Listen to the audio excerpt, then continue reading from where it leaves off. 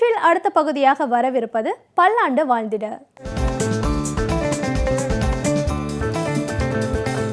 இப்போ நிறைய நோயாளிகள் பார்க்குறேன்,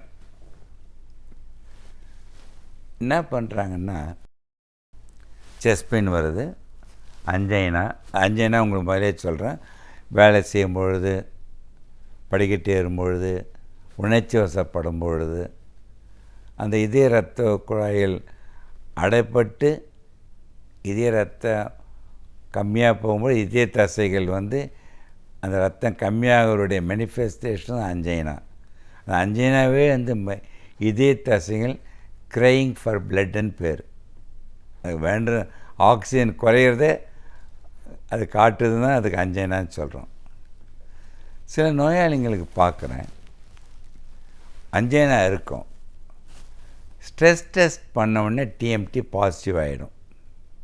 உடனே நாங்கள் கொரோனரி ஆஞ்சியோ பண்ணுவோம். அந்த கொரோனரி ஆஞ்சியோ பண்ண உடனே கொரோனரி ஆர்டரிஸ் அனைத்தும் நார்மலாக இருக்கும். இந்த ஸ்லைடை பாருங்கள், அந்த ஆஞ்சியோகிராம் பண்ணியிருக்கோம். அந்த ஆஞ்சியோகிராம் பண்ணதில் கொரோனரி ஆர்டரிஸில் எந்த அடைப்பும் இல்லை. அப்போ எதுக்கு இவங்களுக்கு அஞ்சைனா வருது? இவங்களுக்கு அஞ்சைனா வர்றதுக்கு காரணம் நான் வச்சுங்க, கொரோனரி ஆர்டரிஸ் அடைப்பும் இல்லை, கொரோனரி ஆர்டரியில் த்ராம்போசிஸும் இல்லை. அந்த அந்த நோயாளிகளுக்கு பேர் தான் சிண்ட்ரோம் எக்ஸ்ன்னு பேர். சிண்ட்ரோம் எக்ஸ்ன்னா என்ன அர்த்தம்னா, அஞ்சைனா இருக்கும், ஸ்ட்ரெஸ் டெஸ்ட் பாசிட்டிவாக இருக்கும், ஸ்ட்ரெஸ் எக்கோவும் பாசிட்டிவாக இருக்கும், ஆனால் கொரோனரி ஆர்டரிஸ் நார்மலாக இருக்கும். இவங்க அஞ்சைனா வரது இந்த படத்தில் பாருங்கள், அந்த மெயின் இரத்த குழாய்கள் அனைத்தும் நார்மலாக இருக்கும். ஆனால் அந்த மெயின் இரத்த குழாயிலிருந்து மில்லியன்ஸ் ஆஃப் ஸ்மால் முடியை விட சின்னதாக இரத்த குழாய்கள் இதயத்துக்குள்ளே போகுது. அந்த மைக்ரோ சர்க்குலேஷன் சின்ன வெசல்ஸ் ஸ்பாசம் ஆகிறது. அது சரியாக செய்யலை, ரெசிஸ்டன்ஸாக இருக்கும் பொழுது சிண்ட்ரோம் எக்ஸ்ன்னு பேர். இந்த அஞ்சைனாவும் ரொம்ப கேர்ஃபுல்லாக இருக்கணும். ஏன் தெரியுமா சொல்கிறேன்னா, இந்த அஞ்சைனா இருக்க பேஷண்ட்டுக்கு நான் பைபாஸ் சர்ஜரி பண்ண வேண்டாம், ஸ்டென்ட்டு போட வேண்டாம், இரத்த குழாய்கள்லாம் நார்மலாக இருக்குதுன்னு. இவங்களுக்கு மிக முக்கியமானது அந்த மைக்ரோ சர்க்குலேஷன் ரெசிஸ்டன்ஸை, அந்த ஃப்ளோவை கூட்டினவன்னா, அந்த 3 சொன்னேன்ல, இவங்களுக்கு மிக மிக முக்கியம் மகிழ்ச்சி, அமைதி, வாழ்க்கையில் எது நடந்தாலும் ஏற்றுக்கொள்கின்ற மனப்பக்குவம், உணவு முறைகள், உடற்பயிற்சி, இதெல்லாம் இருந்ததுன்னா அந்த இரத்த குழாய் ஸ்பாசம் போகாது, இந்த சிண்ட்ரோம் எக்ஸ்ன்ற அஞ்சைனா வராது. இந்த சிண்ட்ரோம் எக்ஸுக்கு கூட இப்போ ஸ்பெசிஃபிக்காக சில மெடிசன்ஸ் வந்துடுச்சு. அந்த மெடிசன் சாப்பிட்டால் அந்த மைன்யூட் இரத்த குழாய் அடைப்பு எடுக்கிறதுக்கு மெடிசன் சாப்பிட்டு வாழ்க்கை முறையை அமைச்சிட்டிங்கன்னா அந்த சிண்ட்ரோம் எக்ஸ்லேருந்து விடப்பட முடியும். அதுக்காக இந்த படம் போட்டு, ஏன்னா மைன்யூட் வெசலில் போய் ஒன்றும் போட முடியாது. இந்த ஸ்டென்ட்டெல்லாம் கூட 2 மில்லிமீட்டர் 1.5 மில்லிமீட்டர் இரத்த குழாய் தான் போட முடியும். அதுக்கு கீழே இருக்கிற இரத்த குழாய் அடைப்புக்கு சர்ஜரியும் பண்ண முடியாது, ஸ்டென்ட்டும் பண்ண முடியாது. அதுக்கு வாழ்க்கை முறை 3 மந்திரம்தான். சரி, சில பேருக்கு பார்த்துருக்கேன், சிண்ட்ரோம் எக்ஸ் இருக்குது, உங்களுக்கு புரிய வச்சுட்டேன். சில நோயாளிங்க இருப்பாங்க, அடைப்பு இருக்கும், அடைப்பு எடுத்துருவோம், மெடிசன்லேயும் வாழ்க்கை முறை அடைப்பு கம்ப்ளீட்டாக குறையுது, சர்ஜரி பண்ணுறோம், பைபாஸ் சர்ஜரி பண்ணிடுறோம். அந்த நோயாளிகளுக்கு சில பேருக்கு அத்தெரோஸ்க்லரோட்டிக் ஹார்ட் டிசீஸ் இருப்பவங்களுக்கு சிண்ட்ரோம் எக்ஸும் கூட சேர்ந்து இருக்கும். அப்போ அவங்க ஸ்டென்ட்டு போட்ட பிறகு வலி இருக்கும், பைபாஸ் சர்ஜரி பண்ண பிறகு வலி இருக்கும், அவங்களுக்கு ஸ்ட்ரெஸ் பண்ணால் பாசிட்டிவாக இருக்கும்.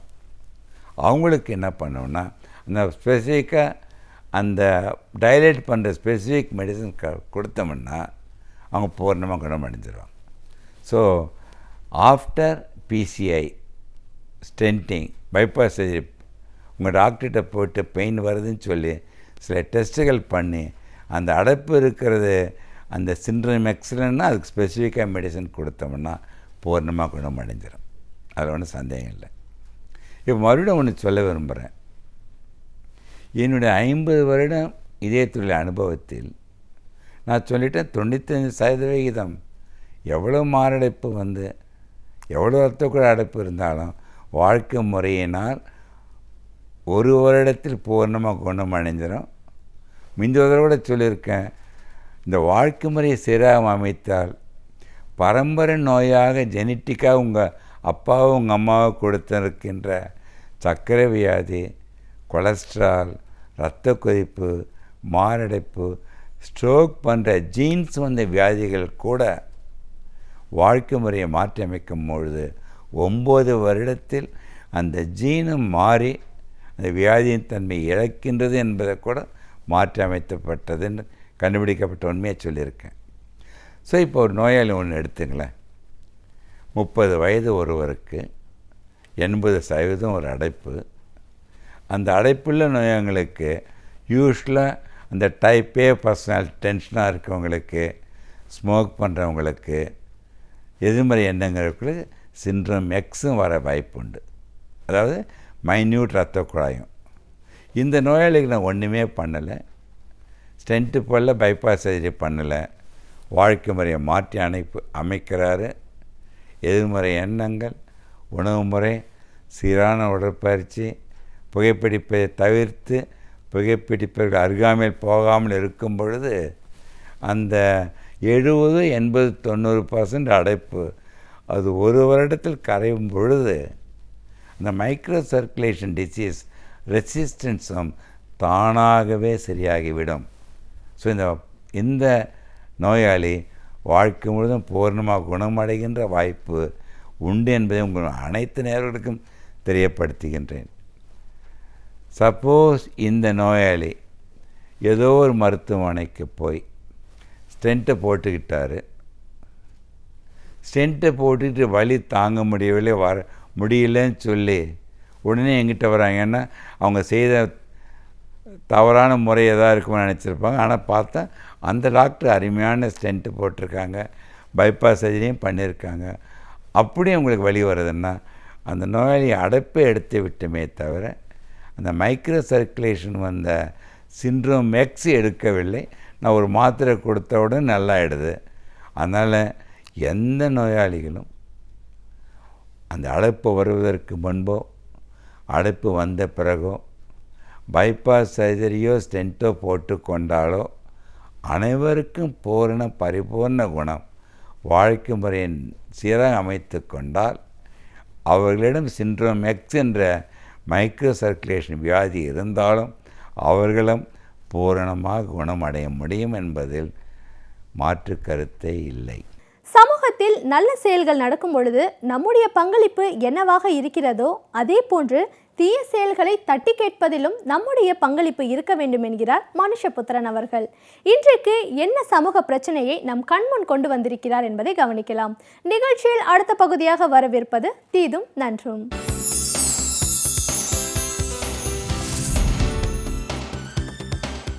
வணக்கம் நண்பர்களே, இன்னும் ஒரு இனிய காலை பொழுதில் தீதும் நன்றும் நிகழ்ச்சியில் உங்களை சந்திப்பதில் மிக்க மகிழ்ச்சி அடைகிறேன். நேற்றைய தினம் இந்தியாவிற்கு ஒரு முக்கியமான தினமாக ரியோ ஒலிம்பிக்கள் இருந்தது என்று சொல்லலாம். அதாவது நீங்கள் ஒரு முதல் பதக்கத்தை இந்த ஒலிம்பிக்கில் ஒரு வெண்கலப் பதக்கத்தை இந்திய வீராங்கனை ஒருவர் பெற்றிருக்கிறார். மகளிர் குத்துச்சண்டை பிரிவில் ஷாஷி மாலிக் என்று சொல்லக்கூடிய அந்த வீராங்கனை வெண்கலப் பதக்கத்தை வென்று இந்தியாவிற்கு முதல் பதக்கத்தை பெற்றுத்தந்து இந்தியாவின் மகள் என்கிற ஒரு மிகப்பெரிய ஒரு பெருமைக்கு அவர் ஆளாகி இருக்கிறார். உண்மையில் இந்தியர்கள் அனைவருக்கும் நாம் ஒரு பதக்கம் கூட இல்லாமல் வெறும் கையாக திரும்பி வருவோமோ என்று அவர்கள் வருந்தி கொண்டிருந்த ஒரு நேரத்தில் இல்லை என்று இருள் நடுவே ஒரு சிறிய வெளிச்சம் போல இன்றைக்கு ஷாஷி மாலிக் பெற்றிருக்கக்கூடிய அந்த வெண்கலப் பதக்கம் என்பது ஒளிர்ந்து கொண்டிருக்கிறது. இது உண்மையிலேயே இன்னும் கூட சில போட்டிகளில் பதக்க வாய்ப்புள்ள அந்த போட்டிகளில் எஞ்சி இருக்கக்கூடிய இன்னும் பிற போட்டிகளிலிருந்து வெளியேறாமல் எஞ்சி இருக்கக்கூடிய ஒரு வீரர்களுக்கு உற்சாகம் அளிக்கக்கூடியதாக சாட்சி மாலிக்கினுடைய இந்த வெற்றி என்பது அமைந்திருக்கிறது என்பதில் எந்த விதமான ஒரு சந்தேகமும் கிடையாது. அந்த வகையில் இந்தியர்கள் மகிழ்ச்சியுடன் கொண்டாடக்கூடிய ஒரு தினமாக அது அமைந்தது. அவருக்கு பாராட்டுக்களும் வாழ்த்துக்களும் எல்லா பக்கமும் குவிந்து வருகின்றன. இந்த சூழ்நிலையில் இந்த ஒலிம்பிக் போட்டிகள் ஆரம்பத்திலிருந்தே இந்திய வீரர்கள் தொடர்ச்சியாக தோல்வியடைந்து வெளியேறுவது என்பது ஒரு மிகப்பெரிய அளவிற்கான ஒரு வருத்தத்தை பலருடைய மனதிலும் ஏற்படுத்தியிருந்தது என்று சொல்லலாம். இன்னும் சொல்லப்போனால் கடந்த லண்டன் ஒலிம்பிக்கில் கூட நாம் கிட்டத்தட்ட ஒரு 11 பதக்கங்கள் பெற்றோம். ஆனால் ஏன் இதுவரைக்கும் நமக்கு பதக்கங்களே வரவில்லை என்கிற ஒரு மிகப்பெரிய அளவிற்கான மனச்சோர்வு என்பது இந்திய விளையாட்டு வீரர்களிடம் மட்டுமல்ல இந்தியர்களிடமுமே ஏற்பட்டிருந்ததை நாம் பார்க்கிறோம். ஆனால் இந்த விஷயம் என்பது நம்முடைய ஆசைகளோடு தொடர்புடைய விஷயம் அல்ல, கனவுகளோடு தொடர்புடைய விஷயம் அல்ல. ஒரு சர்வதேச ரீதியான போட்டிகளில் நம்முடைய வீரர்கள் வெற்றி பெற வேண்டும் என்று சொன்னால் நாம் இந்த விஷயத்தை வரலாற்று ரீதியாக பார்க்க வேண்டும் என்று எனக்கு தோன்றுகிறது. இதுவரைக்கும் ஒலிம்பிக் பந்தயங்கள் என்பது கிட்டத்தட்ட ஒரு 90 ஆண்டுகளாக நாம் ஒலிம்பிக் போட்டிகளில் பங்கேற்று வருகிறோம். இந்த 90 ஆண்டுகளில் நாம் கடந்த லண்டன் ஒலிம்பிக்கிலும் அதற்கு முந்தைய பெய்ஜிங் ஒலிம்பிக்கிலும் தான் நாம் அதிகபட்சமான தங்கப்பதக்கங்களை பெற்றிருக்கிறோம், மற்ற பதக்கங்களையும் பெற்றிருக்கிறோம். இதுவரைக்கும் நாம் நடந்த ஒலிம்பிக்கில், அதாவது ஷாஜி மாலிக் பெற்றிருக்கக்கூடிய இந்த வெண்கலப் பதக்கத்திற்கு முன்பாக நாம் இந்த 90 வருட கால ஒலிம்பிக் வரலாற்றில் நாம் பெற்ற பதக்கங்கள் என்ன என்று நீங்கள் பார்த்தீர்கள் என்றால் அவை இதுவரைக்கும் மொத்தமே ஒரே ஒரு தங்கப்பதக்கம் தான் நாம் ஒலிம்பிக்கில் பெற்றிருக்கிறோம். அதே போல் 5 வெள்ளிப் பதக்கங்களை பெற்றிருக்கிறோம், 9 வெண்கலப் பதக்கங்களை நாம் பெற்றிருக்கிறோம். மொத்தமாகவே நாம் பெற்றிருக்கக்கூடிய பதக்கங்கள் அவ்வளவுதான். அவற்றிலுமே பெரும்பாலானவை தனிநபர் போட்டிகளில் பெறப்பட்ட பதக்கங்கள் என்பதை நாம் மறந்துவிடக்கூடாது.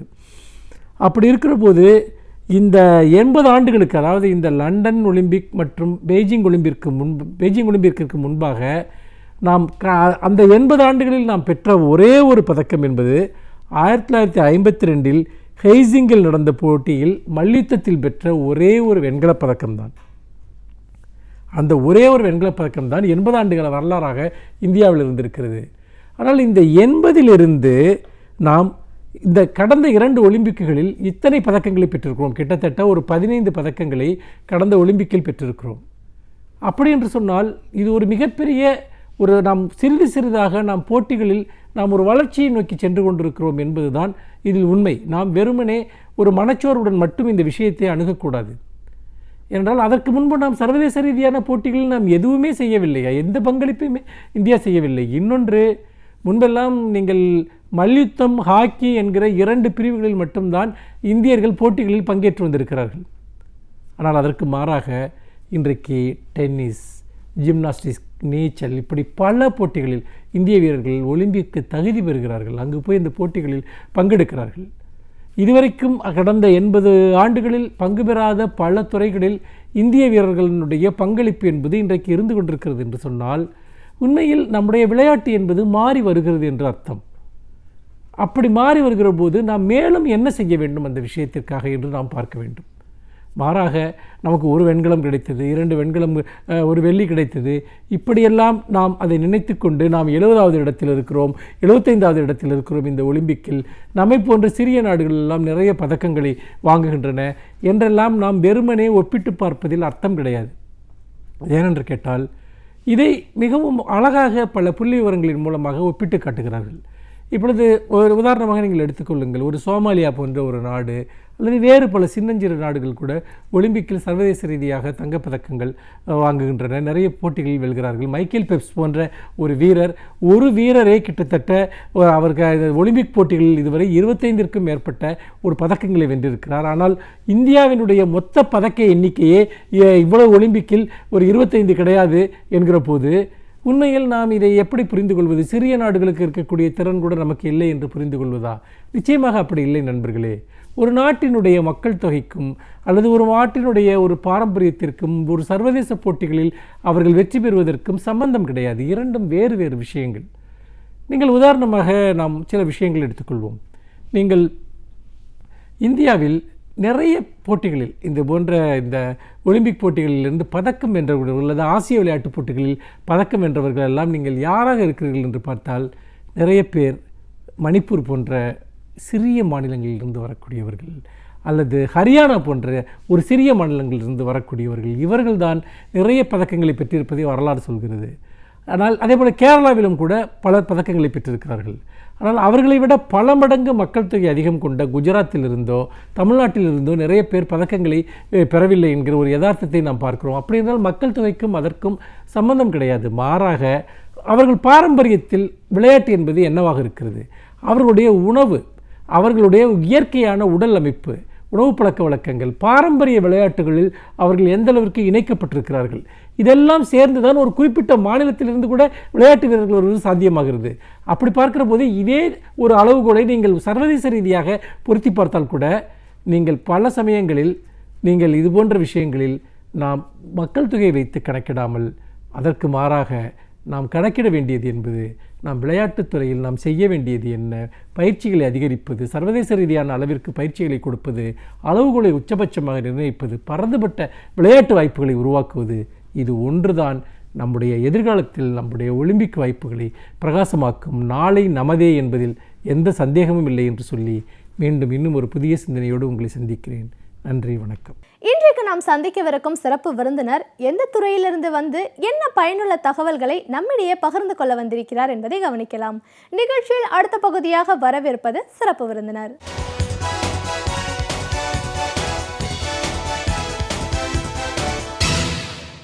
வணக்கம் நேயர்களே, விடியலை வா நிகழ்ச்சியின் சிறப்பு விருந்தினருக்கான நேரம் இது. இன்றைய சிறப்பு விருந்தினர் உணவு பதப்படுத்தும் தொழில் வல்லுநர் திருமதி லலிதா ராவ் சாஹிப். உணவு பதப்படுத்தும் தொழில் அப்படிங்கிறது இன்றைக்கி ஒரு பெரிய அளவில் வளர்ந்துட்டு இருக்குன்றதை நம்ம பார்க்குறோம். எல்லாருக்குமே ரெடிமேடாக கிடைக்கக்கூடிய ஒரு ப்ராடக்ட் மேலே ஒரு பெரிய ஆசை, ஈடுபாடு இருக்கிறத பார்க்குறோம். அதை முழுக்க எப்படி செய்ய முடியும், எத்தனை வகையான ஒரு உணவு பதார்த்தத்தை நம்ம உருவாக்க முடியும் அப்படிங்கிறதுல எவ்வளோ தூரம் இவங்க நடைமுறைப்படுத்திட்டு இருக்காங்கன்னு பல விஷயங்களை, கருத்துக்களை நம்ம அவங்கக்கிட்ட கேட்டு தெரிஞ்சுக்கலாம். வணக்கம் மேடம். வணக்கம். உணவு பதப்படுத்தும் தொழில் வல்லுநராக முதல்ல எங்கள் நிகழ்ச்சிக்கு உங்களை வரவேற்கிறோம் மேடம். உணவு பதப்படுத்தும் அப்படின்னா நம்ம தெரிஞ்ச வரைக்கும் பார்த்தீங்கன்னா ஜாம்ஸ், பிக்கிள்ஸ், இந்த மாதிரி ஒரு நம்ம விரல் விட்டு எண்ணக்கூடிய சில ப்ராடக்ட் தான் நம்ம பார்க்குறோம். இல்லைன்னா நம்ம ஃப்ரிட்ஜில் வச்சு எவ்வளோ தூரம் ப்ரிசர்வ் பண்ணலாம் அப்படிங்கிற ஒரு கோணத்தில் தான் நம்ம வந்து ஃபுட்டை பார்த்துருக்கோம். எக்ஸ்போர்ட்ஸ் எல்லாம் நம்ம பார்க்குறோம், இங்கேருந்து வெளிநாடுக்கு அனுப்புகிறாங்க அப்படிங்கிறதெல்லாம் நம்ம பார்த்துருக்கோம். ஆனால் நீங்கள் முழுக்க வெஜிடேரியன் சார்ந்த வகை பொருட்களையே நம்ம இப்போ கடையில் வாங்கி அப்படியே சமைக்கக்கூடிய, ரொம்ப ஃபாஸ்ட்டாக சமைக்கக்கூடிய பல ப்ராடக்ட், கிட்டத்தட்ட ஒரு 90 விதமான ப்ராடக்ட்டுக்கு மேலே இப்போ வரைக்கும் நீங்கள் உருவாக்கிட்டு இருக்கீங்க. இந்த தொழில்நுட்பம் அப்படிங்கிறது என்ன, இது எவ்வளோ தூரம் சுத்தமானதாக இருக்குது, எவ்வளோ தூரம் ஒரு நேச்சுரல் ப்ராடக்டாக இது இருக்குது, அவ்வளோ தூரம் பண்ணுறதுக்கான வாய்ப்புகள் இருக்கா, எல்லாருக்கும் தேவைகள் அதிகமாக இருக்கா, ஆனால் என்ன பண்ணணும்னு தெரியாமல் இருப்பாங்க. நம்ம ட்ரெடிஷ்னல் ஃபுட்டையே பதப்படுத்துதல் முறையில் நம்ம வந்து ரெடிமேடாக கடையில் அவைலபிளாக கொடுக்க முடியும் அப்படிங்கிற ஒரு விஷயமே வந்து எல்லாருக்கும் தேவையான ஒரு விஷயம்தான். இது கிடைக்குது அப்படிங்கிறது ரொம்ப சந்தோஷமாக இருக்குது. அதை முழுமையாக நீங்கள் பண்ணிகிட்ருக்கீங்கன்னும் போது எந்த மாதிரியான ஒரு தொழில்நுட்பத்தை நீங்கள் கையாளுறீங்க, எந்த அளவுக்கு அதை சுத்தமாக முழுமையான ஒரு ப்ராடக்டாக மக்களுக்கு கொண்டு போய் சேர்க்குறீங்க இப்படின்னு நிறைய விஷயங்களை எங்கள் நேர்களோட நீங்கள் முழுமையாக பகிர்ந்துக்கணும் மேடம். இந்த உணவு பதப்படுத்தும் அப்படின்ற இந்த வார்த்தை எல்லா இடத்துலையும் உபயோகப்படுத்துகிறாங்க. நீங்கள் உங்களோட தொழில்நுட்பத்தில் எப்படி பயன்படுத்துறீங்க?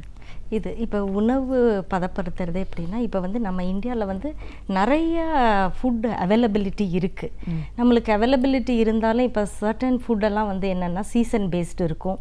அதை வந்து நம்ம வந்து பதப்படுத்தி வச்சுட்டு தான் நம்ம வந்து இப்போ முழுமையாக யூஸ் பண்ண முடியும். ஸோ ஃபார் எக்ஸாம்பிள் இப்போ நம்ம மாம்பழம் எடுத்துக்கிட்டோம்னா, மாம்பழம் வந்து அந்த சீசனில் தான் வரும். ஸோ அதுக்கப்புறம் நம்ம அதை பல்பாக பண்ணி அதை பதப்படுத்தினா தான் நம்ம த்ரூ அவுட் த இயர் அதை வந்து ஜூஸாக குடிக்க முடியும். அதே மாதிரி நாங்கள் வந்து இந்த மாதிரி நம்மளோடது நிறைய ஃபுட் கிரெயின்ஸ் அவைலபிலிட்டி இருக்குது. அப்புறம் நம்மளோட பாரம்பரிய உணவு முறைகள் இருக்குது. ஆனால் என்னென்னா நம்மளோட உணவு முறைகள் என்னென்னா, இப்போ இட்லி செய்யணும்னா நம்ம வந்து 2 நாள் வெயிட் பண்ணணும். முதல் நாள் ஊற போட்டு அரைச்சி அதை ஃபெர்மெண்ட் ஆகி மறுநாள் தான் நம்ம பண்ண முடியும். ஸோ இப்போ ஃபாஸ்ட் மூவிங்கில் என்ன ஆகுதுன்னா 2 நாள் வெயிட் பண்ணுற ஒரு பேஷன்ஸ் யாருக்கும் இல்லை.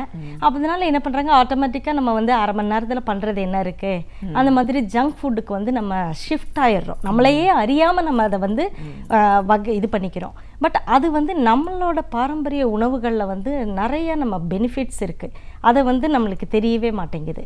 ஸோ அந்த மாதிரி உணவு முறைகளை எல்லாம் நம்ம வந்து இந்த மாதிரி ரெடி டு குக் மிக்ஸுன்னு சீக்கிரமாக பண்ணுற மாதிரி ஏன் பண்ணக்கூடாதுன்னு நம்ம யோசனை பண்ணி தான் நாங்கள் ட்ரை பிளெண்ட் டெக்னாலஜின்னு இருக்குது. ஸோ அந்த மாதிரி அந்த டெக்னாலஜியில் வந்து என்னென்னா, இப்போ நம்ம பழைய காலத்தில் ஊறுகாய் போடுவோம். ஊறுகாய் போட்டால் அதில் வந்து நம்ம அம்மா பாட்டியெல்லாம் பண்ணுறப்ப வந்து ஊறுகாயில் வந்து நம்ம வந்து ப்ரிசர்வேட்டிவ் போட்டது கிடையாது இல்லையா? ஸோ அது எப்படி பதப்படுத்துகிறாங்க? அதில் நம்ம போடுற சால்ட் ஆகட்டும், இல்லை அதுக்கு போடுற அந்த சில்லி பவுட்ரு, இல்லை கடுகு, இல்லை அந்த எண்ணெய், அதையே வந்து அந்த விகிதத்தில் போடுறப்ப வந்து அதே ப்ரிசர்வேட்டிவாக அது மாறிடுது. ஸோ அதே மாதிரி தான் நாங்கள் வந்து இந்த மாதிரி இப்போ அரிசி வாங்கட்டும், ரவா வாங்கட்டும், அதில் வந்து வீட்டில் வந்து ரவா பண்ணுறப்ப நம்ம அம்மாலாம் நம்ம இப்போ பண்ணுறதெல்லாம் எடுத்து ஃப்ரிட்ஜில் வச்சிடறோம். ரவா வாங்குறப்ப வந்து அதை வந்து வறுத்து இது பண்ணி எடுத்து வச்சிடறோம். ஸோ தட் நம்மளுக்கு வந்து புழு பூச்சி வராதுன்னு. ஸோ அதே மாதிரி தான் நாங்கள் அந்த எந்த ப்ராடக்ட்டும் ஒரு மாய்ஸ்சரை வந்து கம்மி பண்ணிடுறோம்.